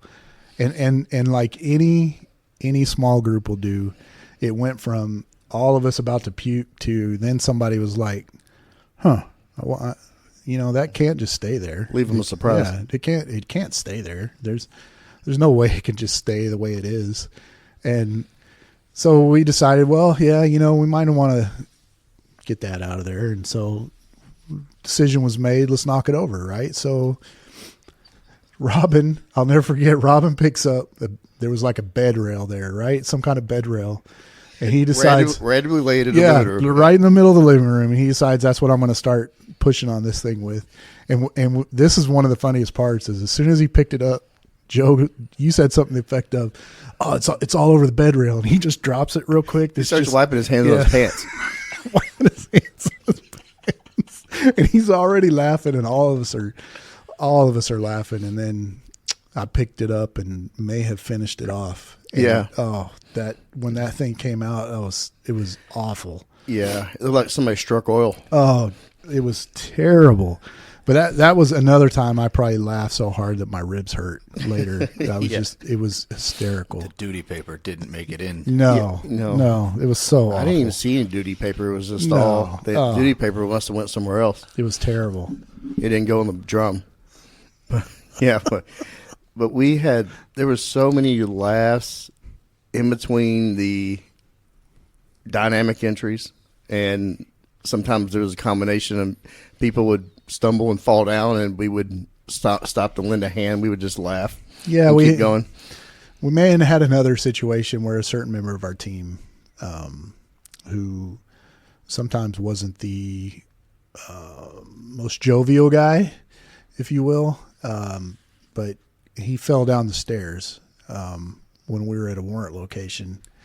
And again, me and Robin, this is like 6 a.m, and we're laughing so hard we probably woke up half the apartment complex. We couldn't care less, so we were trying to check on him to see if he was okay. But we just thought it was funny, so we're laughing so hard that at least half of the complex was looking at what was going on because we're acting like jackasses out there. You remember when Travis was walking on the sidewalk, and it was over there on Chelmsford, and the sidewalk was kind of elevated on one midway because it was a shitty sidewalk, and he was walking, and his toe punched that elevated sidewalk so hard, and he went stumbling, and then right after that we were sneaking up, going up on the house, and we kept hearing the radio squelch, and he was actually somebody. I don't think it was him. Somebody was actually keying their mic, and we're sitting there, and it's you turn it down. Well, the other one was we were up on Jerome, And there was a house we kept looking at, constantly looking at, and we just couldn't ever find the timing, couldn't get there when people were there, but we would go by it at probably 2 or 3 times a day at one point, right? And just could never get to it. So we decided, I think we went to it straight out of the gate one day, and we were going to sneak up on it. We were actually going to get out of the car, about a half block away, get up there kind of early and see what we could see. And so we pull up silently, everybody kind of pushed their door closed instead of slamming it. Everybody did the old check, make sure that nothing's on that's going to give us away. As we're walking away, the car alarm starts going off. Yeah. And all you hear is this one of our patrol cars just burn, burn, burn. Early in the morning. And all of us, and you're furious now because we'd done all this planning, and I was pissed too. And everybody's looking around, whose fucking car is this? And Travis looks down and is like, oh, I guess it's mine. Yeah, that's me. Like you didn't hear yeah. Yeah, we had plenty of times like that. It was great. Well, just having the poking the fun at Grant, absolutely. And yeah, and just really anybody, like the times we had at jail, we had a lot of good times at jail too, typing on the computer because you were bored and not much going on, so we'd start fucking with each other or somebody else that was up there. It was good times. Yeah, great times. Like everything else, it comes to an end. There's nothing that lasts forever. You made a decision to leave and dip your toe in the detective world. So, like I said on that other podcast, one of my problems as just a personality issue that I've always had is I'm not patient. I'm just not. And I wanted to go do something else, and that something else was narcotics. I wanted to, and I had put in a couple times, and didn't get selected. And in my opinion, it was immature on my part, but in my opinion at the time, I'm sitting back thinking about like, hey, my resume, I've got a really good resume here, and I'm not getting picked for this, and I'm watching people that are getting picked for this that have done absolutely nothing, right? Oh yeah. And so I was getting frustrated, and I had a bad attitude, and I just, it got to the point where I was just like, you know what? I want to find somewhere that I work 10 to 6 with the weekends off. Don't have to worry about anything, punch the clock when I get in, punch the clock when I get off. Have the weekends off. Don't, no stresses, no nothing like that. And even though I was having a good time on the team, I let that get to me. Again, I wish I would have stayed a little bit longer. But one of those openings was family violence, right? And we all knew a guy there, Jobson, who had been a South East guy. And I had been talking with him a little bit about the unit. It sounded like a good way to get my, into the detective world a little bit. So I interviewed and got hired on and went to family violence. And that's exactly what it was. It was a great place to start. You got a lot of reps. Yeah, absolutely. You're never short of work in a family violence unit. You are so overwhelmed that you learn how to manage a case, right? You learn that, hey, I have all of this coming in, and some folks get overwhelmed and they get behind, and then we have the scandal that happened, where they had the officers had the cases in their garage, in lockers, in lockers, right? And so, but yeah, so you start learning, hey, this is how I manage a case, and then you start learning from the detective side, hey, how to write a search warrant, how to write an arrest warrant, how to interview somebody, that was another big one. But thankfully, in the way that we operated when disruption, CRT didn't matter. I was never one of these guys that tried to just, fuck you, all this stuff to these people we arrested, unless they deserved it. If they deserved it 100%. They're going to get it, right? But for the most part, we all learned that if you actually know how to talk to somebody, you get a lot of information, a lot more cooperation, right? And so that helped me when I started doing these interviews of suspects, because I actually knew how to talk to somebody, right? You didn't go in there thinking, well, I'm a cop and you're a dirtbag and I'm going to treat you like a dirtbag because you're sitting across from me, you know. And I just went in there and talked to him like a normal human being, you know. Well, you've always had a calm demeanor. But the listeners heard your voice on here many times. That's how you always talk, and that's how you. And it's not just with us, right? Yeah, and I think it helped me. And I'm also the type that usually am kind of on the quiet side. You know, I listen a lot more than I talk, and that really helped me in that as well, right? Because that's a key that I started to learn when you're in an interview is just shut up, let them talk, let them talk because you're recording it, and just let them go, and you know, don't try to interrupt, just let them get through their BS, and that was always the thing was, you know, the first story is going to be BS, right? And you're going to story lock them. Right. So if they don't confess, at least you have a story lock in, and then you can go start trying to punch holes in that. Right. But I also learned that the longer you sit there and just let them go, they were likely to start saying something that was going to incriminate themselves. Right. And just shut up, just let it go. You've always been good about listening. I remember some of my first impressions of you, like we'd be in a group and everyone's talking and you wouldn't be giving your 2 cents. And I look over and you're just quietly listening and watching everyone, and I always remember thinking, ooh, that's a dangerous man. I wonder what he's thinking because he's not participating necessarily in this conversation. He would eventually let us know what he's thinking. Oh, yeah. After he took in all the information. And once he got more comfortable, but there's a lot of situations Mark would just be sitting there quietly with the eyes going back and forth, watching everyone while listening, and I thought, ooh, that's a dangerous person. Yeah, I've just always been that way, and I don't know why, but it's just been my personality, you know, and one of my boys is like that too, I've noticed. But like you said, yeah, I do have some strong opinions. Yeah, and, but you form those opinions on what you see and what you're processing. You know, some people would say their opinions with nothing really to back it up. But you always took the time to, you know, Como talked about look, listen, and learn, you know. And, that's right. And yeah, it's such a huge thing. Absolutely. Yeah. I can say this I went up to legal when I left the streets, and you were in family violence, and I got tasked with revamping the RMS system. Basically, it's our database that holds all of our case files and the processes of how we organize it, and then get it over to the DA's office. Well, you were one of the people that I came to show me what you do, because I knew how organized you were, and I could see your cases. In legal, you see everybody's cases. So I got with you and a few others to basically build the SOP for that. So I was fortunate when I was in family violence that I started there and we were using the old Hummingbird system. That was our pre-RMS, right? Yes.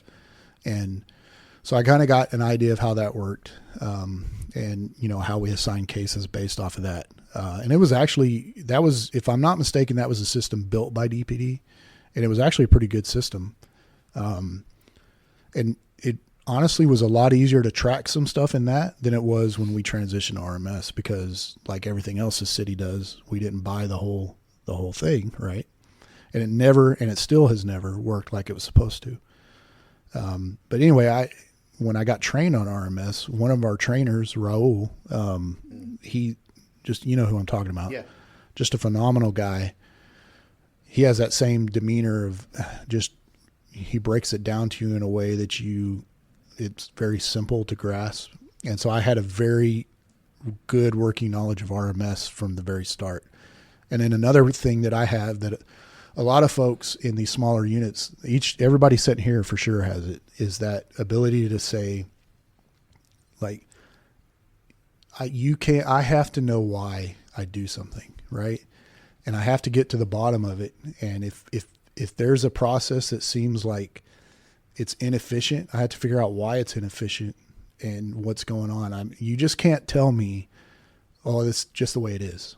No, it's not going to work, because I'm going to have to find out, right? So, and that has served me. Dave Roach was the same way.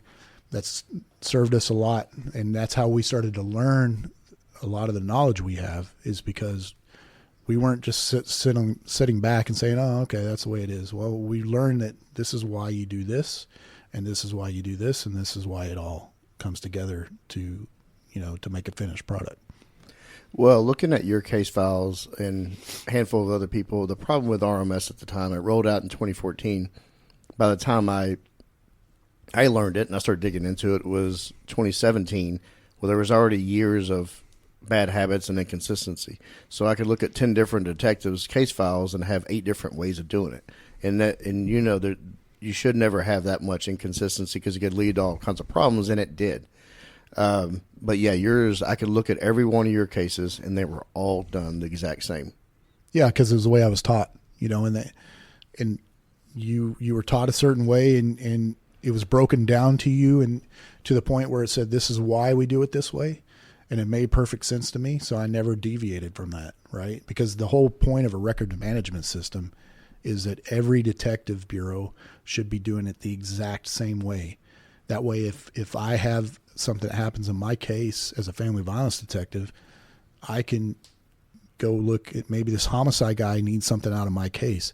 Well, that homicide guy should know exactly where everything is in my case. That's why it should be standard, but it never was. No. Not only that, this is all getting exported out to the DA's office. That's right. 100%. So they're looking at this jumbled mess of stuff that's all inconsistent. Yeah, man. We could do a whole episode on the problems with that, just because people, some people like to cut corners, and they will find every way to cut a corner, and they definitely did it with the management system, and it led to a lot of errors. A lot. So many, when you started uncovering some of that, not only was I not even a little bit surprised, I was shocked at how much was actually going on. Yeah, it was.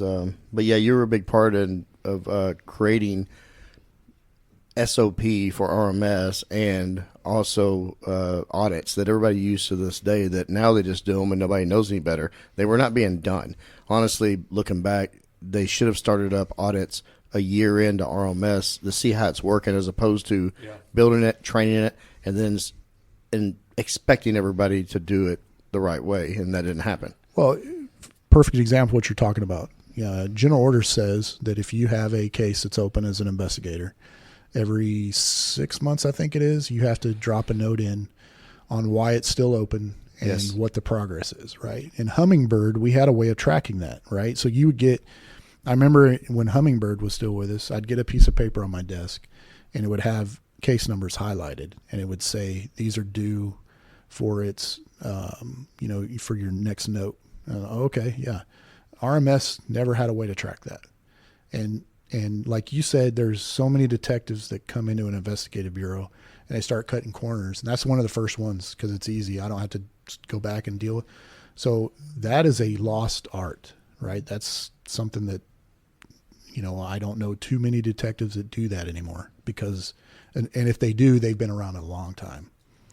And that was what we lost when we started transitioning into what we have now. Yeah. It's better now. It's for more sure. It's more standard now. Yep. And you're a big part of that. Well, different life, and I don't want to. That's definitely a task that I don't miss. Yeah, absolutely. You finally, family violence. You did your time. How many years did you do there? Right at 2. 2 years. Yep. You got the itch again to go try out for narcotics. Sure. Talk did. about that. Yeah, it just never went away, and I finally started maybe maturing a little bit in the way I was thinking about some things, and I decided, you know what, it's something you've always wanted to do. You got so many friends there now. You had been there. Danny had been there for a while.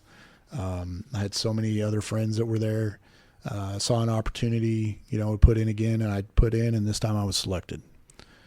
Yeah, you and I passed each other. I had just gone to SWAT, and you were coming in. But who was your sergeant? And who were some of your squad mates? So my first sergeant was Patty Mora, great sergeant. She I don't Chief think now. She had been there. Yeah, she hadn't been there too long, but she was really good. Half, maybe. Yeah. She was a really good sergeant. And my group, my squad, we had a lot of fun. It was a good time. Those first 2 years in narcotics, I would put that up against any other unit I was in as far as much fun as I was having. It was a really, really good time. How did you adapt to the undercover work? So I'll be honest, I didn't know. I didn't know if I was going to be worth a darn at it. I had a lot of people telling me, you're probably not going to be cut out for it. just the way I looked, at that time I shaved my head and, I was just your typical, I guess, cop looking. You didn't look like an addict. No, for sure. Not even close. And, I was taught, or I was at least told that I probably wasn't going to be very good at it. But I took it as a challenge. I wanted to at least try it. And so what does every single narcotics officer do when they get to narcotics, right? Big Grow your bushy hair out the beard. chain wallet. Yeah. 100%, right? So Bunch I of graphic tees. said, why not, right? Let the hair start growing, for long it was down to my back, and turned out I actually had a knack for it. Right? And a nice head of hair. Yeah, and some nice hair. Still I do. had no idea. I had no idea, It was not nice. It was rather disgusting, Yeah. but it served its purpose. But It sure did. I mean, yes. it looked like I thought my locks were glorious. I don't know what you're talking you about. looked like It's like Samson. That's where he gets his power That from. 100%. DPD version of the Undertaker. Yeah. Yes, I was actually called that many, many, many times. But yeah, the undercover side of it. So when you go to narcotics, one thing I did appreciate about narcotics was you had the opportunity you can either some detectives do undercover work, some do not. Some would rather handle a CI, right? Nothing wrong with that. Explain the difference on that.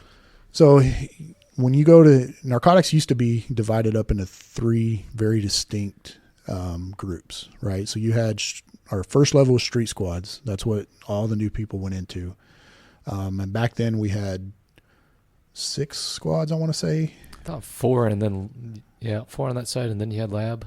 Yeah, you're right. So 4. We had 4 squads, 4 full squads, and then we had mid-level. Mid-level was those are your seasoned officers that showed a little bit of initiative and wanted to investigate longer-term cases. You were in that for a while. Yeah, longer-term cases, you're dealing more with the U.S. Attorney's Office, coordinating more with the feds.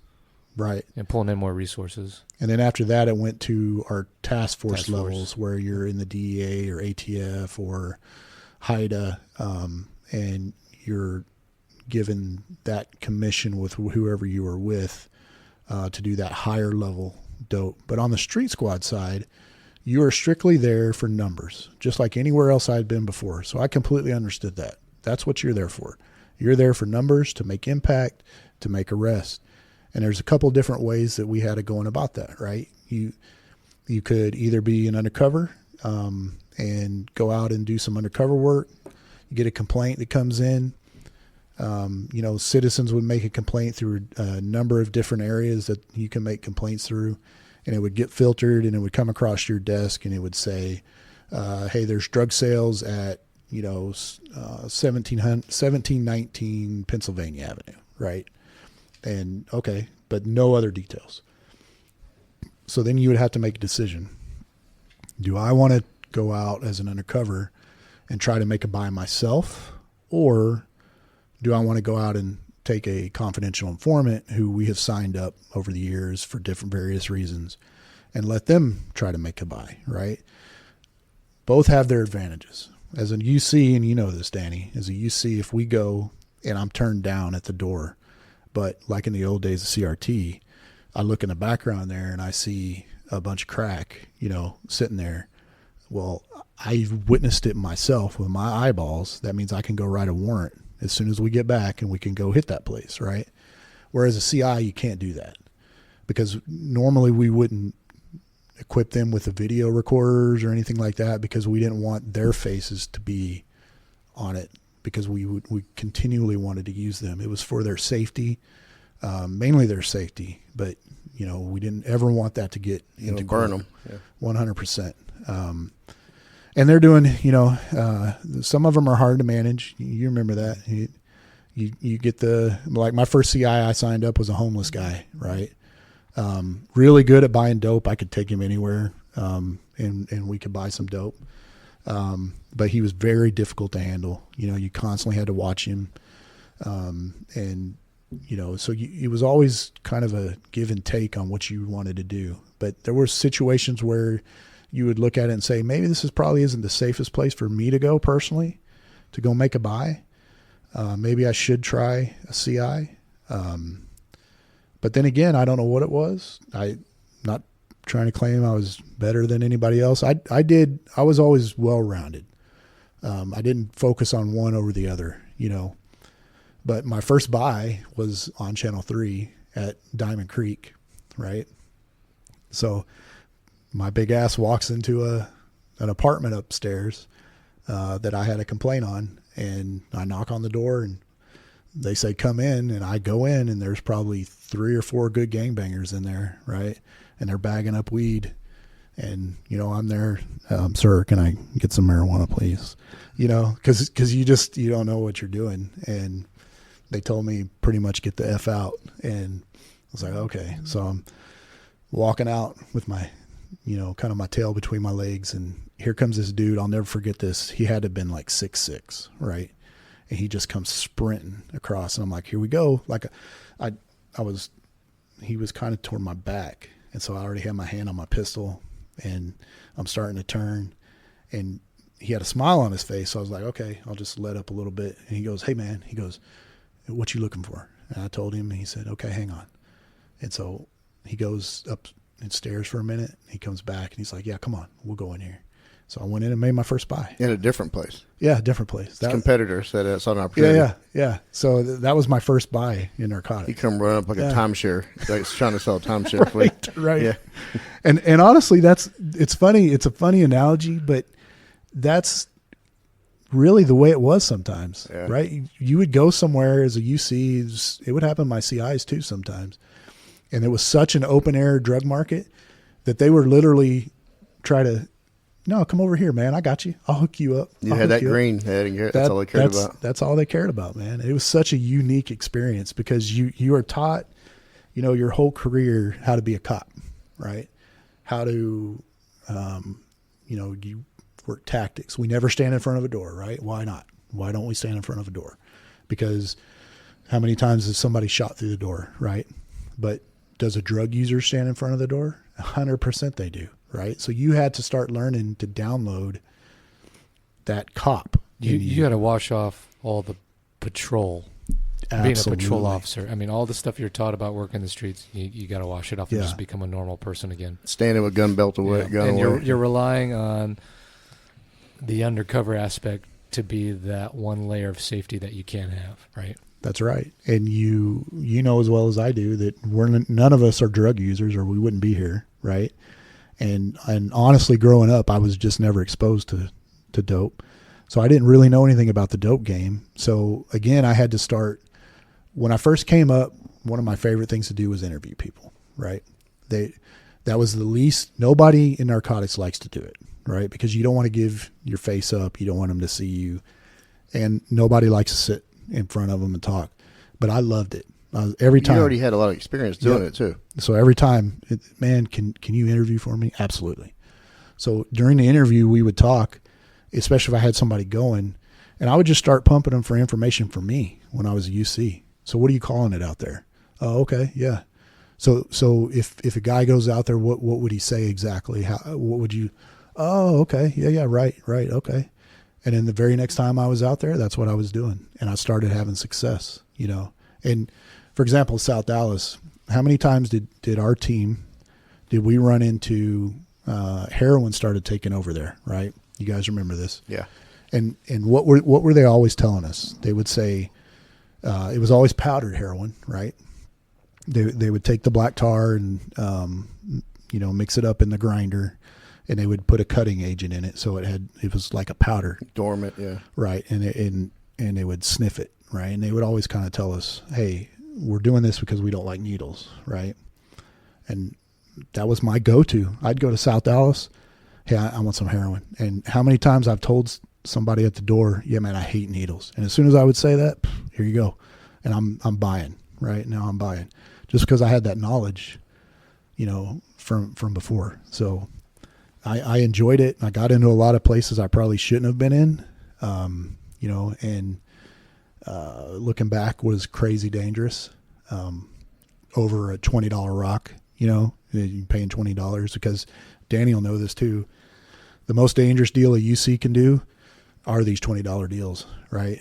Because I later did some kilo level deals, simple, super simple, easy, sitting down with guys, you know, cartel members, Who Sitting would at a restaurant, eating food, talking about absolutely. family, talking about sports. 100%. Yeah. You know, kick back, just having a good time. Some tweaked out guy in a Yeah. crack house who's nervous and has a gun in his hand. That's right. That's right. Like I went over to, I'll never forget this. We were on Pennsylvania, right? Pennsylvania, almost to Malcolm X. You'll know the dope house set on the north side of Pennsylvania. I think it's 2718. Yeah. So go over there. It had been on my desk and it just kept coming back. And every time I'd send a CI over there, they just couldn't get a buy in there. We were doing something wrong. We didn't have a code word right or something like that. Something was going on. And I was getting frustrated. And so me and my partner at the time, we were out and we were checking some complaints. And I said, you know what? I'm tired of this. I'm just going to go and knock on this door. And as soon as they tell me to get the F out, I'm closing this complaint out. And if it comes back again, I'm not dealing with it. Right. So that's what I did. We knew what the dope door was. I go and I knock, and all I had on me was a phone with an open line to my partner. That's all we had. There was nobody else, just the two of us. And you know how it is when you're not prepared. You're just thinking, I'm going to get shot down at the door. Going to be done. This big dude opens the door. He's bigger than me, right? And he's like, "What you want?" And I said, "Hey man, I'm trying to get some hard, you know, a little code word for crack." And because that's what I suspect they were selling there. And he's like, "You telling me you doing some hard?" And I'm like, "No, man, it's not for me. It's for this little hoe down the street, right?" And you will probably remember there was a little girl, a little prostitute was running around the area, a real short girl. Gizmo. Yes, yeah, it was her. I threw that name out, right? And he goes, "Oh man, I know who you're talking about."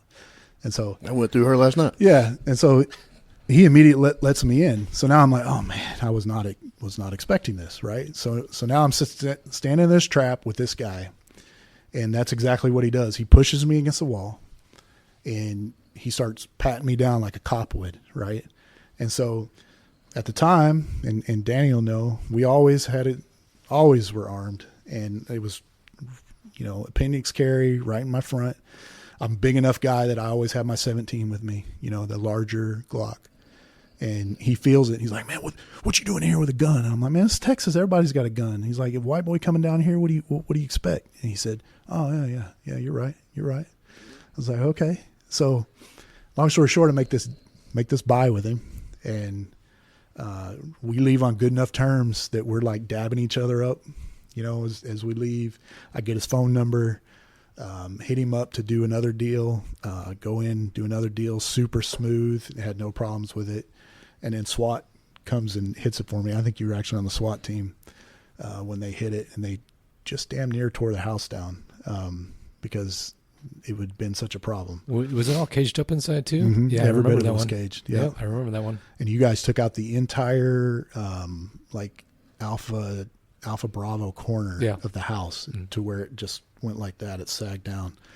Yeah, I remember it like it was yesterday, man. It was a good time. Was he in there whenever they hit it? Yeah. So I had an arrest out of it, and yeah, it was fun. The other thing about the working the street squad stuff is, like he was saying, it was just him and his partner out there. When you were in mid-level, like you would actually plan some of these buys extensively, like the location, and you'd have your whole squad supporting you and up and ready, and like, we're going to be here, we're going to be driving on this street, we'll have comms with you, the plan is to do this and call them out this way, we might trip to here. You have all these plans.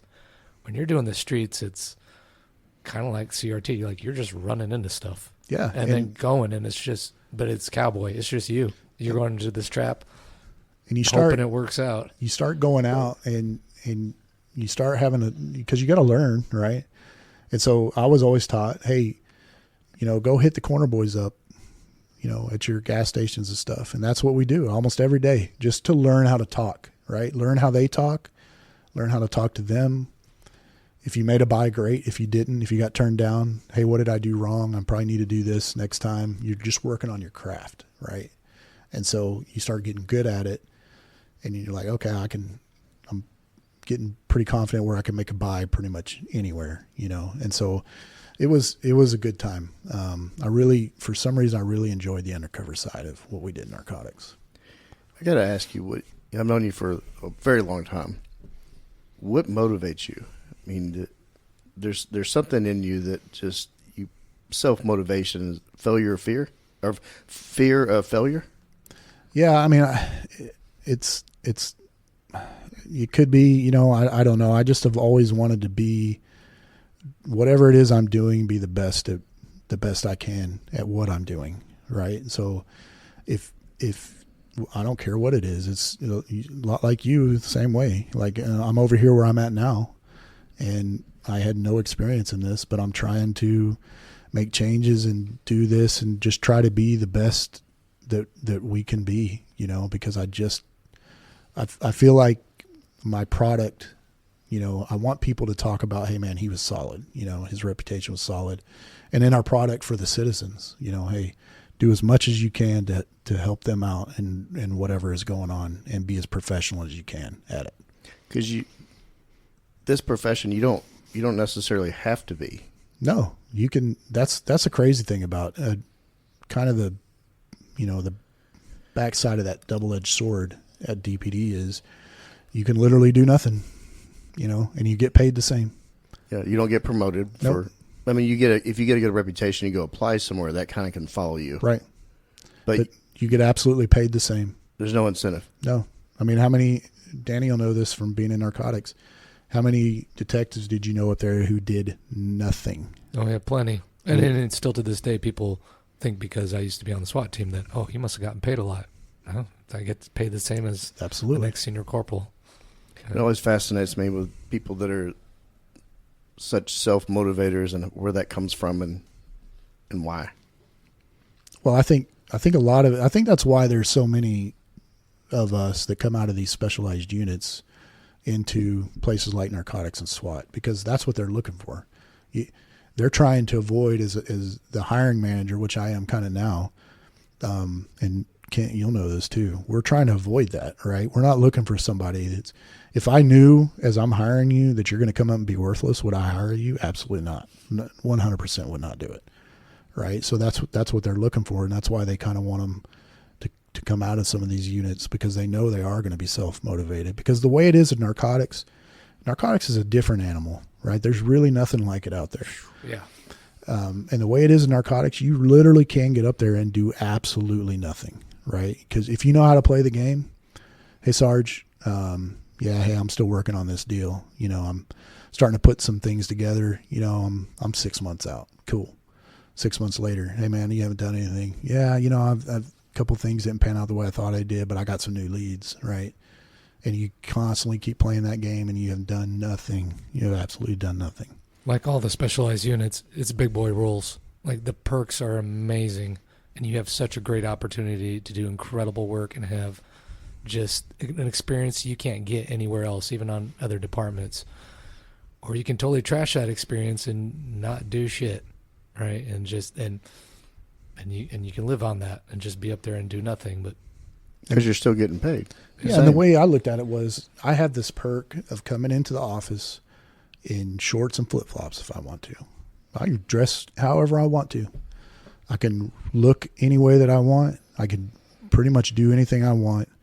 And if I've got this level of trust in me, I need to do something to deserve it, right? So I need to actually, you know, do something, put some folks in jail. And that's what we did. Like those first couple of years I was up there when we were fully staffed, it was every day. Those were good years. Great years. Yeah. I had so much fun. So much fun. But that is something within you, though, that you just, and you still, like right now, still doing it. Absolutely. Right. You know, I've stepped in now into, as a sergeant, kind of a more leadership role. So I'm not probably as, you know, working day to day in what I used to do, but still pretty motivated, especially now it's a little different, trying to create, you know, a unit that you want, that you would be proud of. Right. And that's what I do now, you know, but it's still the same principles, just trying to do the best that I can. That's impressive. I want to touch on your lab unit experience, kind of describe what that unit is and their function up there. So when I got up there, I had never heard of the lab squad before prior to this. So I get up to narcotics, having a great time in street squads, and my old partner Dave Roach had just gone over to lab squad. And I start learning that, hey, we had this squad since the late 90s, I think, when they were formed, because Dallas and Texas was seeing the exact same thing I was in Missouri, with all the methamphetamine in the clandestine labs. So they created a squad to take care of all that and dismantle it, because when a police, obviously the fire department has a hazmat team, right? Yeah. That's no doubt, especially fire department as big as Dallas Fire. So they have a hazmat team. But what they are not trained for is what we need as cops is evidence, right? So the DEA put in a program years ago where they were going to start training locals, state and local, on how to safely dismantle these labs and then collect evidence at the same time. So I realized we had one of these squads. I had all this experience from Missouri. I actually liked it. I really enjoyed that side of it, the chemistry and all that stuff. So I wanted to go. And so I got picked when they had an opening. I got picked to go over there. Who was the supervisor? Al Sutton. Al Sutton. Great sergeant. One of the best sergeants I've ever had on the department. Great man. He was there. He was there so long, and while we were still in the CRT, I would use that unit quite often with Lapiano and Falk and all those guys. They were professional. They were just kind of like that little step above the rest of the squads over there, and they kind of had their own thing going on. And they have like a little small pocket over there that they sit, and I'm guessing they still do. We called it the trailer park, yeah. Yeah, but all rock stars in that group, and Sutton was such a good guy. Oh, great, phenomenal supervisor. His wealth of knowledge, man. It's one of those that when he walks out, of when he finally retired, you're like, man, we let all of that's in his head just walk out of here, because he was 40 years here. It's hard to replace. Good human being. Yep. Can you talk about some of the significant cases you worked on there? I remember you had one really big one you were showing me, and I think I was in legal at the time, and pole cams up everywhere. Yeah, so I had zero experience in doing any kind of, case that was more than going to buy a couple of rocks and getting everybody together to go hit it. And mid-level, at this point in Narcotics, we still had a couple of squads of mid-level, but we were starting to see the signs that something was up. Right, we were losing people to retirement, or they were just leaving, and Narcotics was a place they always replaced. It was never a question. But all of a sudden, they're just not replacing them, and mid-level's slowly shrinking. Right, so Lab Squad started to take some of these more mid-level cases, and I was working with our money laundering squad. We actually had a money laundering squad back then, and a guy named Todd LaFleur. Great guy. Yeah, brilliant. Yes, he was so good at this job. And he would come to you and he would say, hey, I see something suspicious here.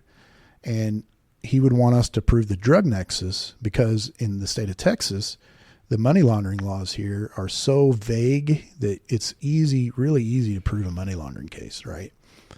All we need is a drug nexus behind it. So that's what he would come to us for. And I had worked a couple with him, but I wasn't getting any traction on it because I just didn't know really what I was doing. And so the first case that I came across that I was like, hey, this might be a good learning case, was a complaint from a business owner down in the Arch District. And the complaint was they could smell marijuana constantly at their store. And this was a pretty high-end store that catered to rich people with art and rocks, basically. It was odd to me, like these big gemstones that rich people would want to buy. Right? Yeah. And so I went down there. Purple crystals. Right, exactly. Geodes. Yeah, geodes and all that. And I mean like thousands of dollars. And I went down there to speak to the owner, and I could smell what she was smelling, and she was talking about water and all this. And so what am I thinking, right? It's got to be a weed grow, right? Big warehouse, 10,000 square feet plus. It's got to be a weed grow. So I'm like, this isn't the most fancy thing in the world, but I might be able to learn some stuff here. So first step was, hey, I did some surveillance. Okay, I got some people coming and going, but no real traffic like a business of any sort. So I put a pole cam up. Long story short, do a lot of work on it.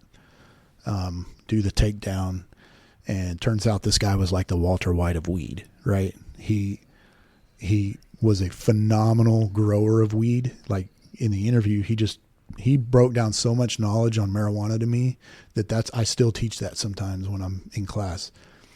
But he had no idea how to distribute it, none. And at first I didn't believe him, but when the total numbers started coming in, because I had to involve almost the whole division, because you know how it is with the weed grow, is so much you got to do. And they started feeding me the numbers. Like we had 1,000 pounds of weed, right, out of this. And I'm like, that is a lot of product to have on hand. And that's wholesale price because he doesn't distribute. Yeah. And so it's getting farmed out there. And so this guy's like, he's telling me, and he's been robbed a couple times, and it was following Breaking Bad. It was just marijuana, right? And I was almost laughing at the guy because he was having such a hard time of getting his product sold, but he genuinely loved growing it. Like you could just tell the way he was talking to me about it and his process and how he had perfected this and done that, and crazy botanist. Yeah. But it was a very good learning case for me. Very good learning case. Is that the one that you were showing me all the pole cam views when I came out? Yeah.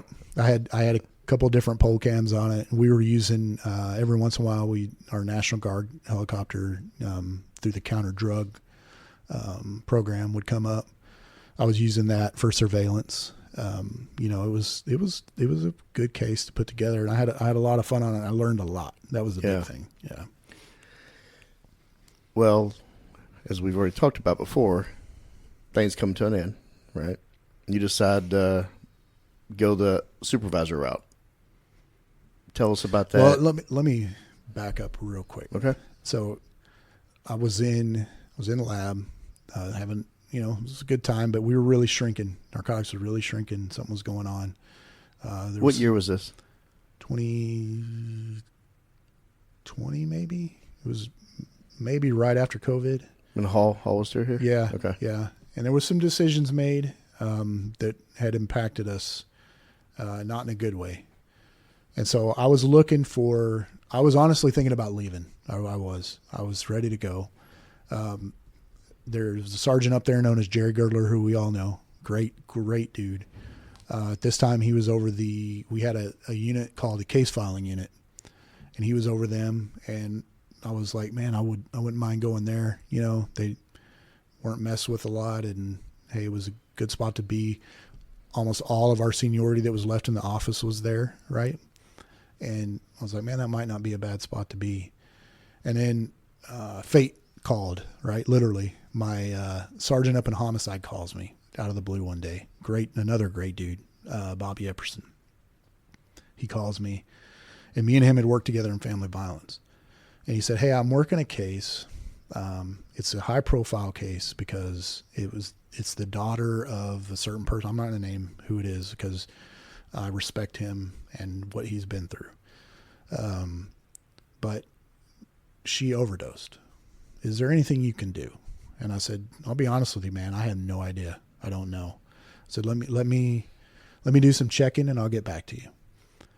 So I go to some of our senior folks in narcotics, and at the time, the way they would do an overdose death, we had a certain UC who was here, Benita Morgan, fantastic person, really good UC. Like, she was a great UC. Buy anywhere. Yeah, 100%. And what she would do is she would try to go buy from the dealer if we ever got one of these from homicide. But they never really investigated the death, right? And so I reached out to Andrew Novak, who we all know in the prosecutor's office. And I said, hey, is there anything we can do? Is there any laws on this that we can charge somebody? And he started breaking it down for me. And he said, hey, you need to talk to a detective in Irving who's known as the guru of this. He has filed, I can't remember how many cases it was, but it was a ton of these in our office. So we're very familiar with it. So that's what I did. I reached out to this detective. His name is Steve Junker. Irving, he spent 30 years in Irving, I think it was. Investigated tons of these, literally wrote kind of the SOP for the DA's office here on how they do it. I got to go through one of his trainings, and then I approached Girdler and I said, hey, look, can you do me a favor? I want to investigate this case.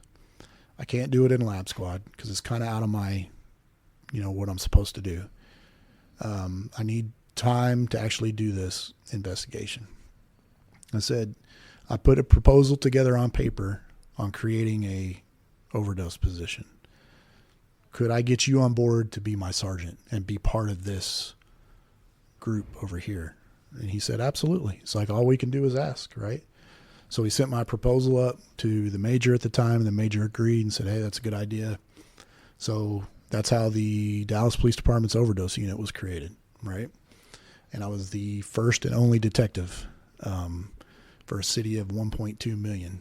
And I had no idea what I cracked open when that happened, because the way we were doing it, and I'm not putting blame on anybody, I'll put that out there first. The way we were doing it at the time was homicide.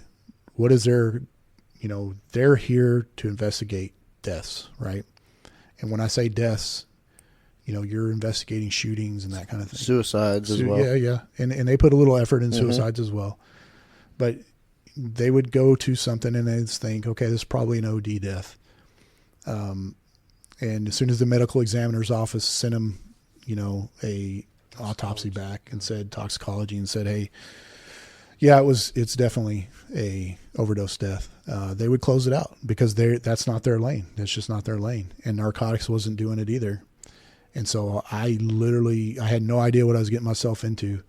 And I would go up to homicide. This is no joke. I'd go up to homicide. I would be talking to the lead investigator on that first case.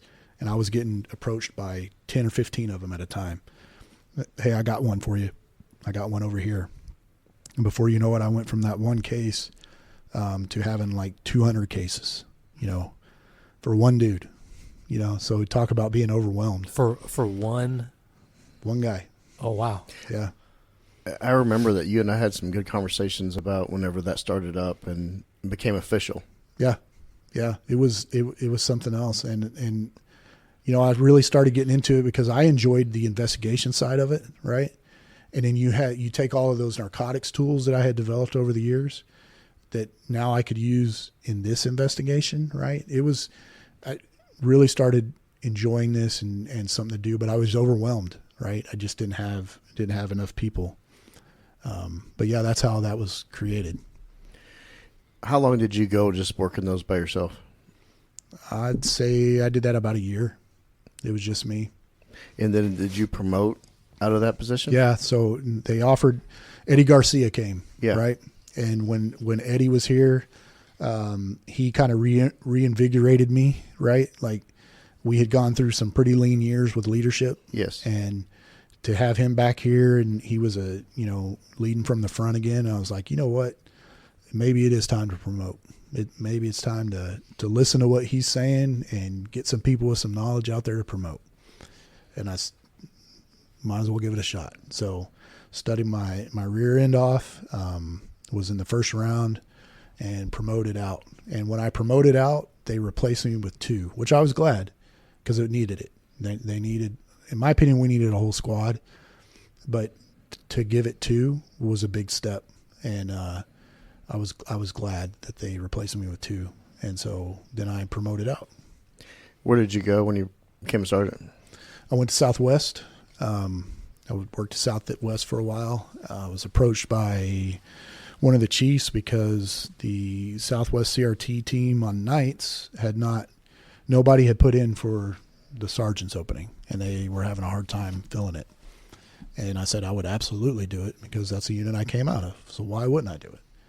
And so got moved over there, and I was there for almost a year at Southwest CRT. That was a good time too. Yeah.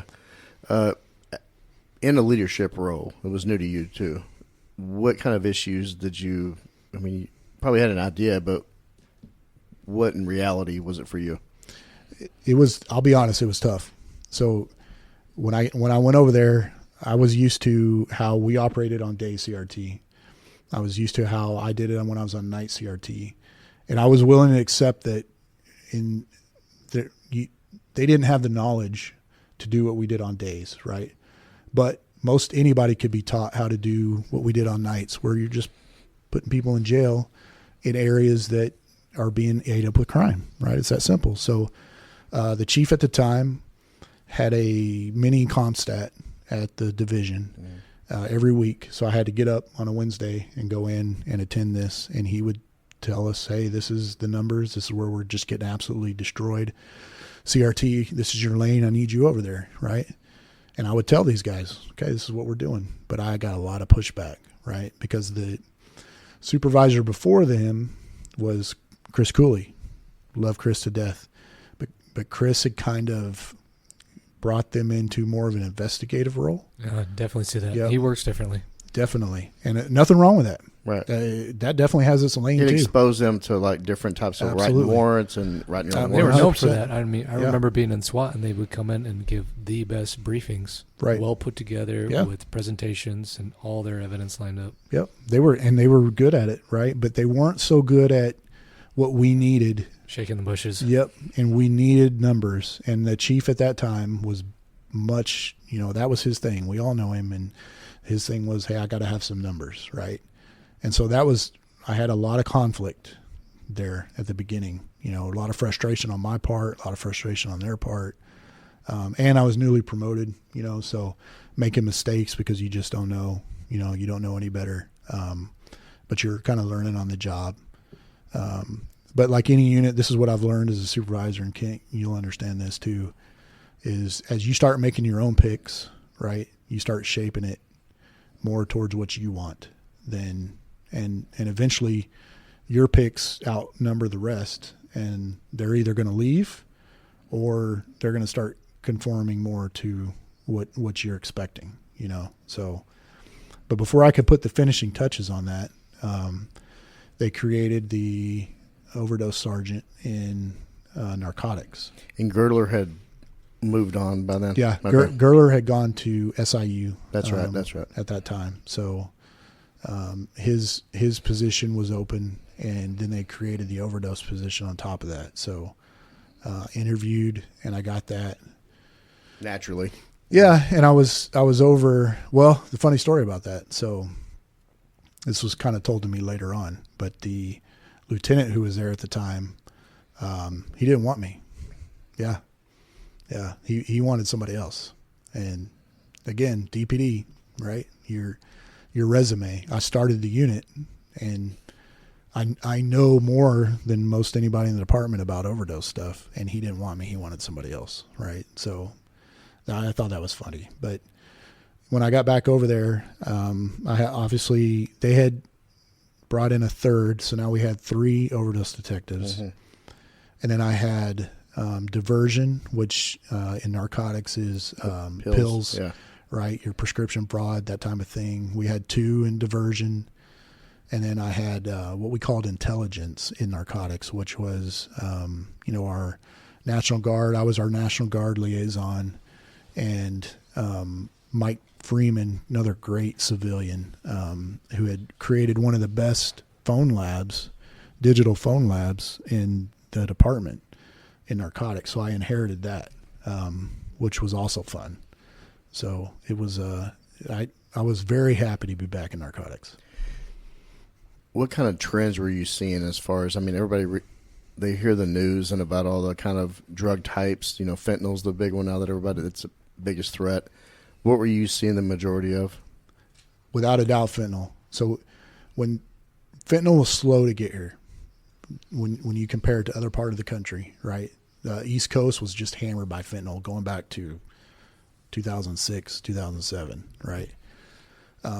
But it was trends, and the biggest reason why was our proximity to the border, right? Because here, heroin is very cheap, right? And we could go out probably now, it's been years, but probably now go out and buy a point of heroin for $20, right? Black tar.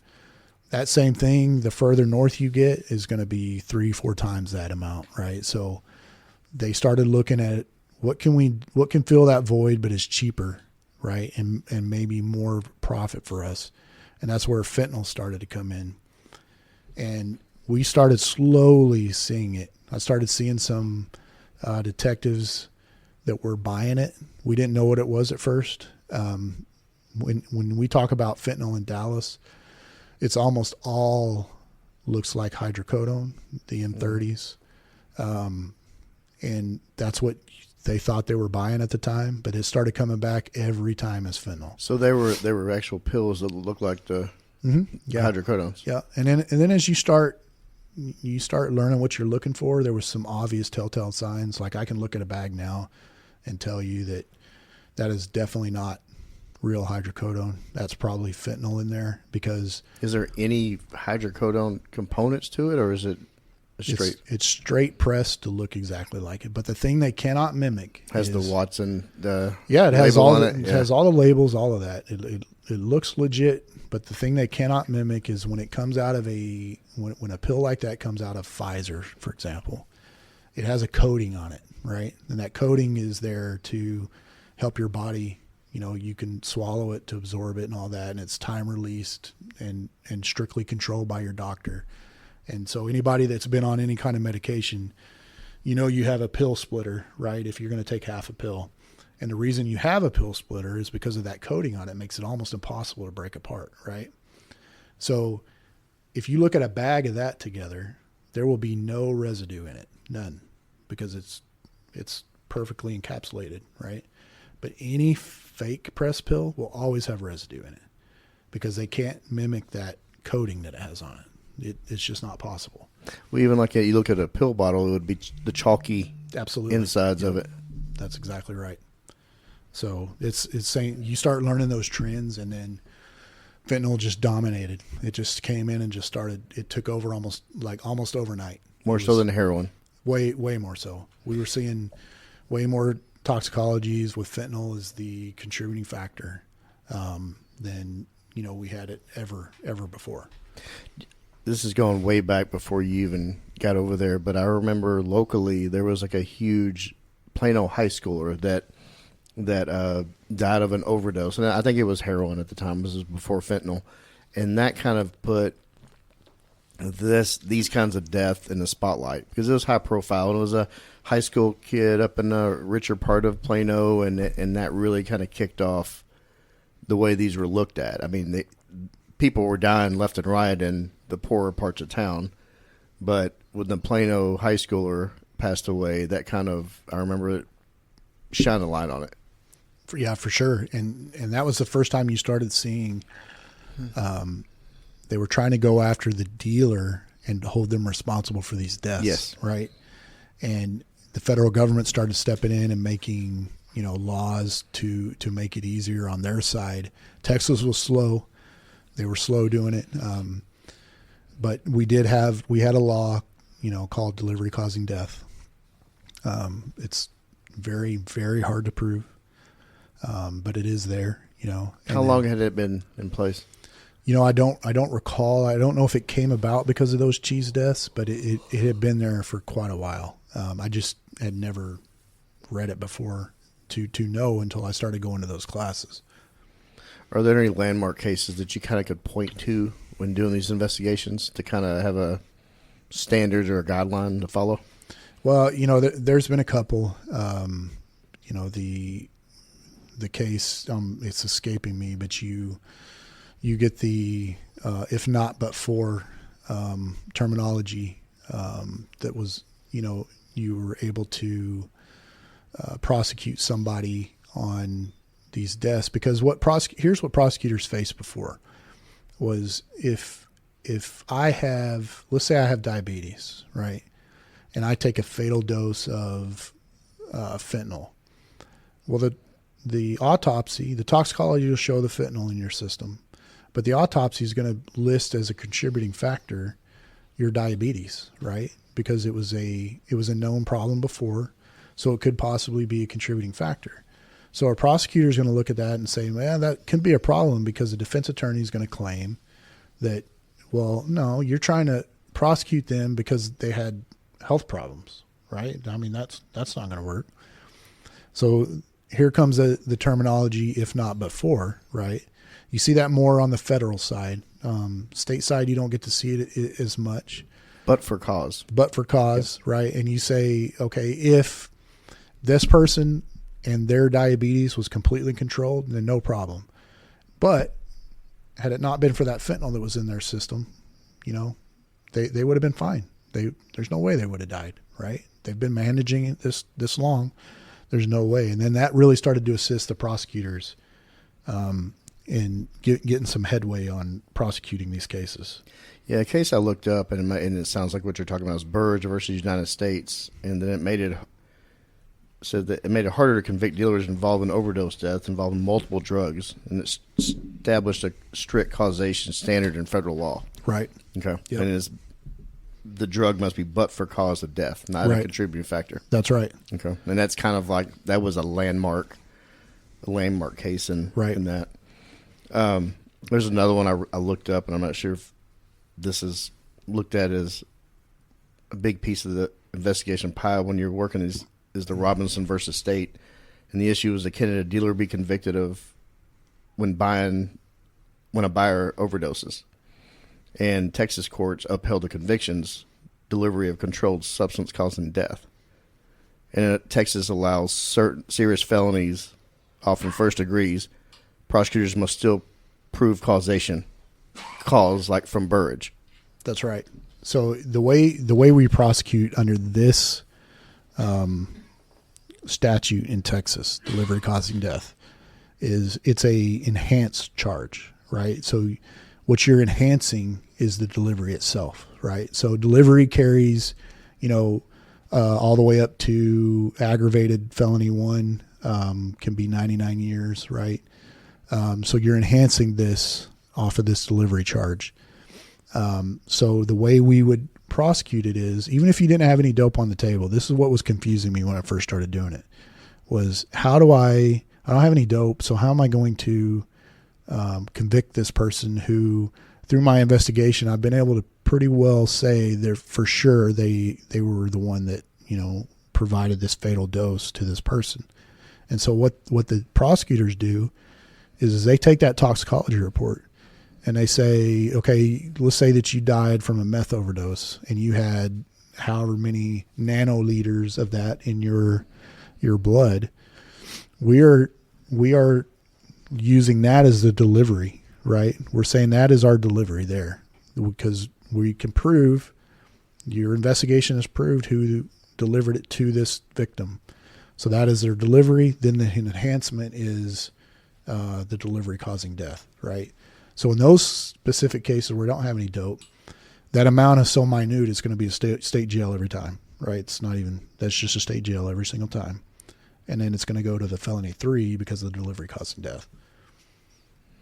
Wow.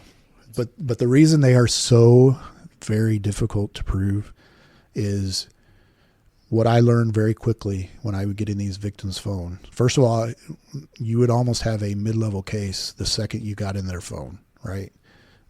Because you would have multiple dealers. They may die of a meth overdose, but they had a connect for fentanyl. They had a connect for cocaine. Ketamine. Yeah, I mean, they had a connect for everything, right? So I could almost start a mid-level case just off of their phone alone. And then you get in their phone, but because of that caused a problem, right? Because how do I know you were found dead on, yesterday at 2:00, and you can prove that they made a buy the night before at 8:00. But what about that time period between 8 p.m. and when they were found? What happened, right? So as an investigator, you have to start going in and showing what exactly happened. A timeline. Right. So you have to be able to say, I have a witness that was with this person until midnight and nothing happened, right? So that very first case, here's a little interesting thing on that first case. It had gone cold when I got back. We had given it to a federal prosecutor who was telling me she was going to work at Hot and Heavy, and she didn't. She ended up moving on out of the prosecutor's office. I was running out of the statute of limitations here on the state side. And for your listeners that don't know, almost every offense carries some kind of limitation before if you haven't charged somebody by the time that runs out, you're just done. Yeah. Almost every drug offense is three years, right, at the time. This was before the fentanyl laws changed. So I'm running out of time. I call a witness again. And the thing that was, I knew who this person bought it from. I knew who sold her the fatal dose. He actually admitted it to me. But because I could never close the gap, it was almost a 24-hour gap that I could never close. That's why we could never get any traction on it. So I call this witness back, and I'm literally within 10 days of the statute of limitations going out. And I call this witness back, and I'm like, hey, run me through this one more time. Tell me exactly what happened. And he actually gives me more information this time, right? And I'm recording this interview. And he's like, hey, I got there at this time, and I'm looking at I had the suspect's cell phone and her cell phone together, or the device. That's what we say, the device. Can't prove that they had it, but they're together, right? Just before she has this overdose. And he's telling me what time he got in town. He was out of town. He comes back into town, which was literally 30 minutes after they met. And then he's with her the whole time. And he's telling me, yeah, she didn't look well. She was sick, which kind of went to what I had learned early in the case, that she didn't like to do dope around him.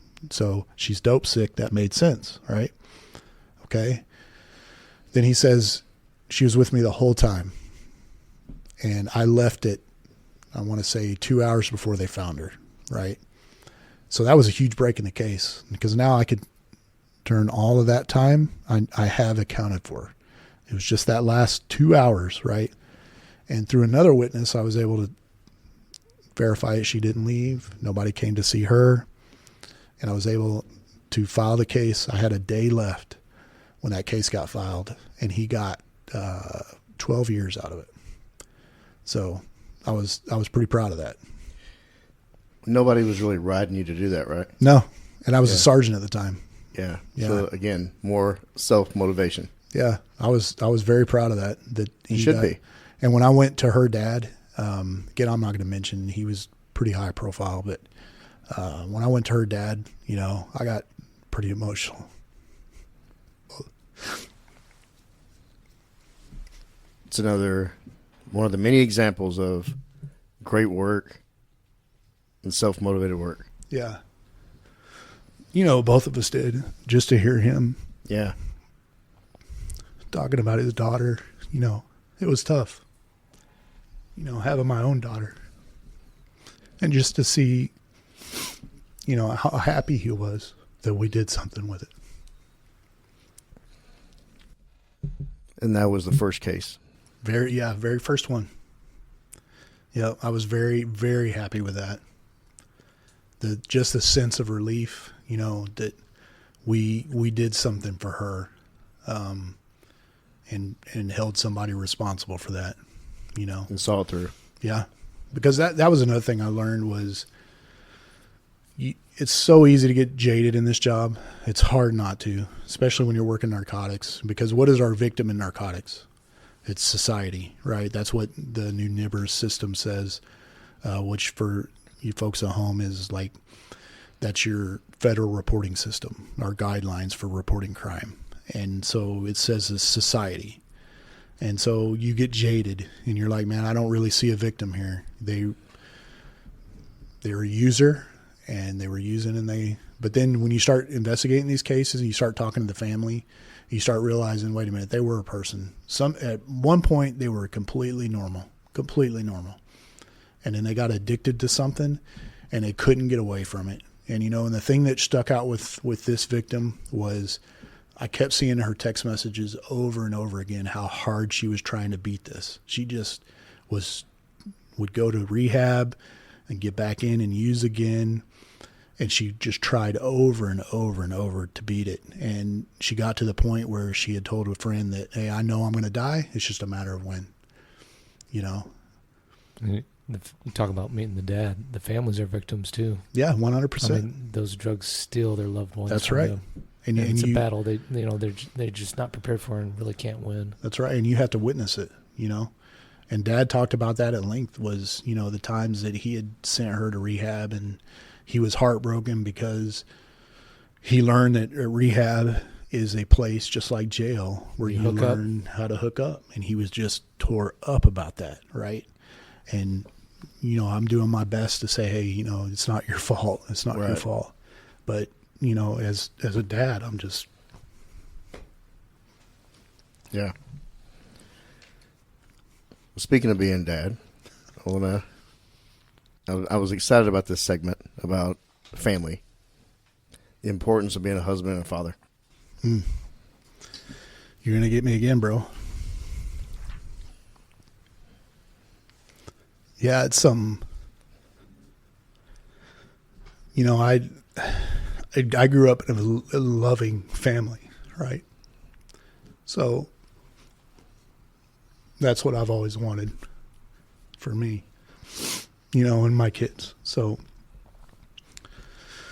when I have my kids, you talk about a blessing, man. You know how it is. I mean, your daughter is great, and it's what a blessing it is to have kids. And it's so tough in our job and what we do, to be, I feel guilty sometimes, like I'm not enough, not a good enough father, because of what we've done, and the amount of hours that we put in here, the risk we've taken, right? I mean, it's tough. And, my daughter, she's 17 now, just had her birthday a couple days ago. Yeah. Great girl. Couldn't ask for more. But, she had a very different version of me growing up. I was working those bad hours for long periods of time. I didn't get to spend the amount of time with her that, my ex-wife did. And, it's to a certain point you regret that. You always regret that. And, I just hope that, one day she sees that. And now you're a father of an older man becoming a father, just like I did. And it is much different because you had your first daughter and you were younger man. Now to have younger kids as an older man, it really hits you. It's very, very different. I was actually a little on the older side when I had my daughter, right? Because I was 32. Yeah. Sure. Where a lot of other early 20s. Yeah, they're, people my age already had some folks, some kiddos that were 7 or 8 years old, and I'm just having my daughter. And now, my sons. So I got remarried, beautiful wife, love her to death. It's like found my soulmate. You and I have had this conversation many, many, many times because we went through a very similar set of circumstances, right? Yes. But she's younger than me. She's 11 years younger than me. And she wanted to have kids. And frankly, I was not done. I didn't bother me in the least bit, but I was older, I think 46 when my oldest son was born. Wow. And 48 when my youngest was born. We had 3 kids like back to back. My oldest is now, he's going to be 5 years old in June. And then my middle son and my youngest son are almost Irish twins. Their birthday is 2 days apart. And they're a year apart. So it's a lot of fun, but a lot of work. Yeah, a lot of work. Yes. A whole lot of work. And, it's kind of a double-edged sword as the older you get. I feel bad sometimes because I don't probably have the same level of energy I had when I was a young man. But at the same time, I'm way more patient than I ever was. And I'm way more stable now, as far as schedule goes and being able to see them every day.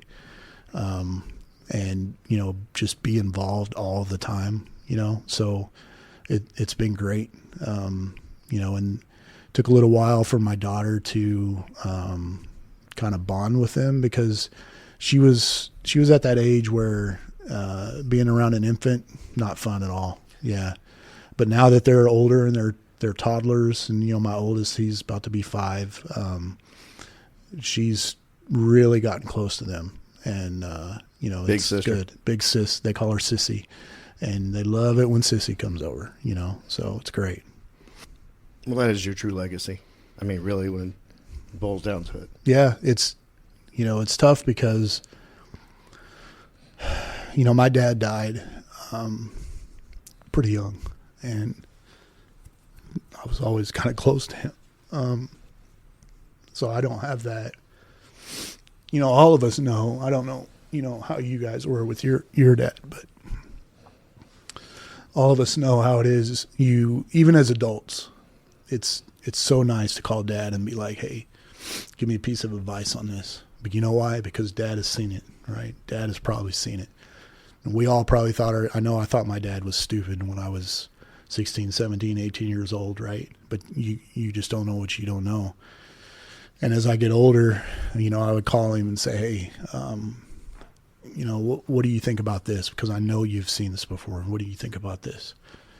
And when he passed, you don't have that anymore. Even today, there's some things that happen, and I'm like, boy, I wish I could call him, wish we could have a conversation. But you can't. So, and I worry about that with my boys. I want to be there as long as I can. But, when you're older, you never know. So, yeah, I have you are in Act 3. Yeah, really. And I have to, I'll have to do a good job of, teaching them when they're young, so when that time comes and I'm not here, and they can't reach out and say, hey, Dad, what would you do about this? They have, a little bit of a background. So I don't know, will I ever regret having them late? Absolutely not. It's the best thing that ever happened to me. It's great. It's my daughter and my boys. It's amazing. But it's stuff you think about at this age. The older you get, you start thinking about this stuff. Yeah, it makes you cherish time more. Absolutely.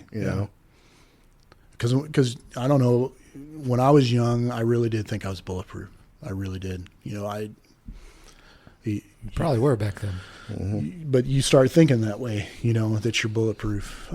You start getting a little bit of age on you and a little bit of experience, and you start realizing that you're not bulletproof, and it's finite. It really is. We just lost a guy a couple days ago, out of the blue. It just shows you how fragile this is, so now he left the family. There's a family left behind. Absolutely. Yep. And why, who knows, but it happened. And as an older man, you start thinking about that more. And, you just start running the numbers, and you're like, man, he's going to graduate when I'm in my 60s. And, and you're just like, I just want to get as much mileage out of this body as I can, so be there just as long as I can for them. It makes you want to be more healthy in mind, body, and soul, right? Absolutely.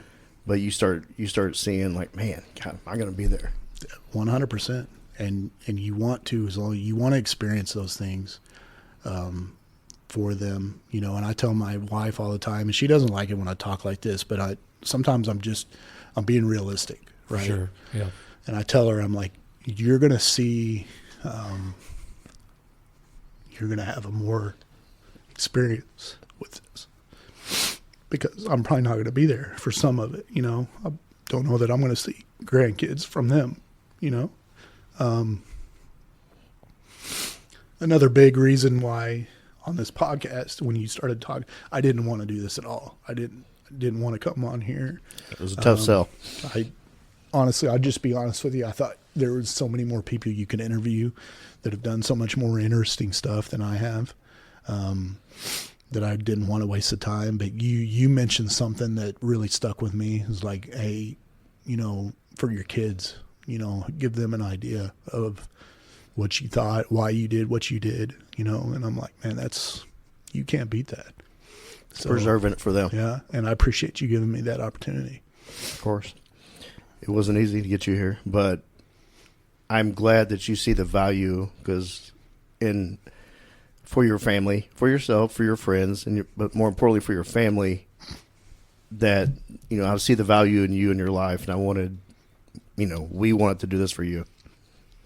Yeah, I think you'll look back on this and appreciate it, knowing that it'll be some years, but when your kids listen to this, when they get 10, 11, 12 years old, you'll get the most enjoyment out of knowing that they enjoyed this. Out of all the people who've listened to this recording that you're making, you'll get the most joy out of knowing they're the ones who heard it. And I'll be honest with you, I'm almost only concerned about them. Like, I could care less if anybody listens to this or not. It's just, I would want them to hear it at some point, because the interesting part of this is it's almost, you see this with pro athletes sometimes. We have a very unique opportunity as police officers. Not a lot of people do have this, where we can walk out of this job at a pretty young age overall. And, I'm getting to that point. My boys are young. There could very well be a career change coming up. And, with the 100% goal of being able to spend more time with them, and doing things, and they may grow up and never remembered that dad was ever a cop, and to have that ability to, he was, this is what he did way, way before we were ever around. Not long ago, I got to bring 2 of them up. I ran up here to the office because I forgot something on a Sunday, and some of our cars, our marked units were parked out in the parking lot, and they thought that was the coolest thing. Blew them away. Oh, yeah. Man, you would have thought. I got some pictures of them. Made it real for him that dad's a cop. Yeah, and it was like, oh, man, Dad, and I got in a uniform recently to attend a funeral, and they saw me in uniform, and, my oldest was asking me questions, and it just was real that Dad, this is what Dad does. This is really what he does. I have a final question for you. If you could go back to relive the best time of your life as a cop, when would that be, and what would you have done different? Boy, that is so hard. Did you give him this question before so he had time to prepare? Yeah. that seems a little difficult to just answer, right? Come on, man. Such a difficult question. And I'll tell you why it's hard. Because I really did I've had a very fortunate career, very fortunate. I will tell anybody that asks, to be able to go from disruption to CRT unit to narcotics eventually. And really I've spent very little time as a call answering police officer, right? And because I've always been in these small units, I've formed some very lifelong friendships, right? So it's really tough to say. But I'll narrow it down to this. Definitely South East CRT days, right? Some of the times we had, phenomenal. But we talked about that at length, all the fun times we had. And then narcotics, I really did have, and some of the relationships I built in narcotics, friends, like, blood brother type relationships. And those first 3 or 4 years in narcotics was some of the most fun I've ever had in doing this job.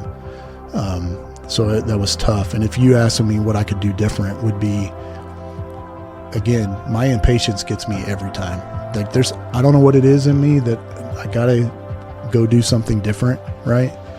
When what I'm doing right now is a lot of fun, and why do I need to blow it up? Why do I need to blow up Southeast CRT days and leave, right? Why? What was the end goal there? Looking back at it, I'm just, playing money quarterbacking myself. What was the goal there? Why leave? We were in the middle of a lot of good production. We were all having a good time. Why up and leave? Same way in narcotics. Why be in a hurry to leave street squads when I was having such a good time? Why get in a hurry to leave lab squad, when I was having a good time there? It's just always been that way for me. So that is by far the biggest thing I would change. If I could go back, make it last. Make it last. Hey brother, hey sister, I'll never give up on you. Hey Mrs., hey mister, I'll see this all the way through. No matter how far the sun and the moon, I'll never give up on you.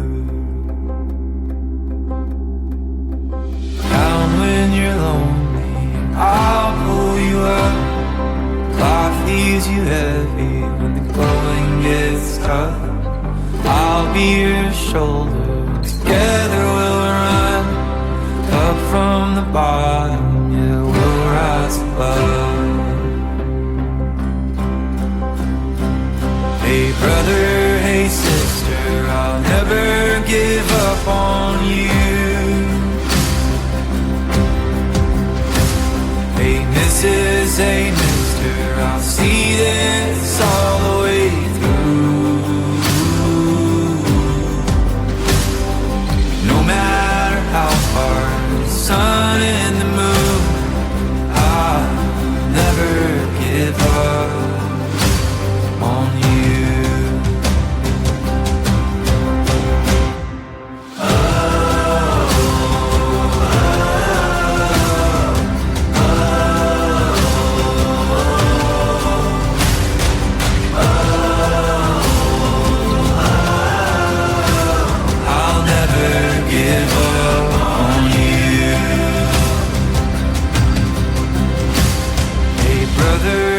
Sister, I'll never give up on you.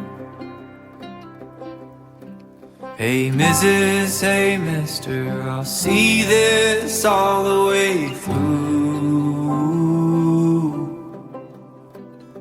No matter how far, for the gold and the blue, I'll never give up.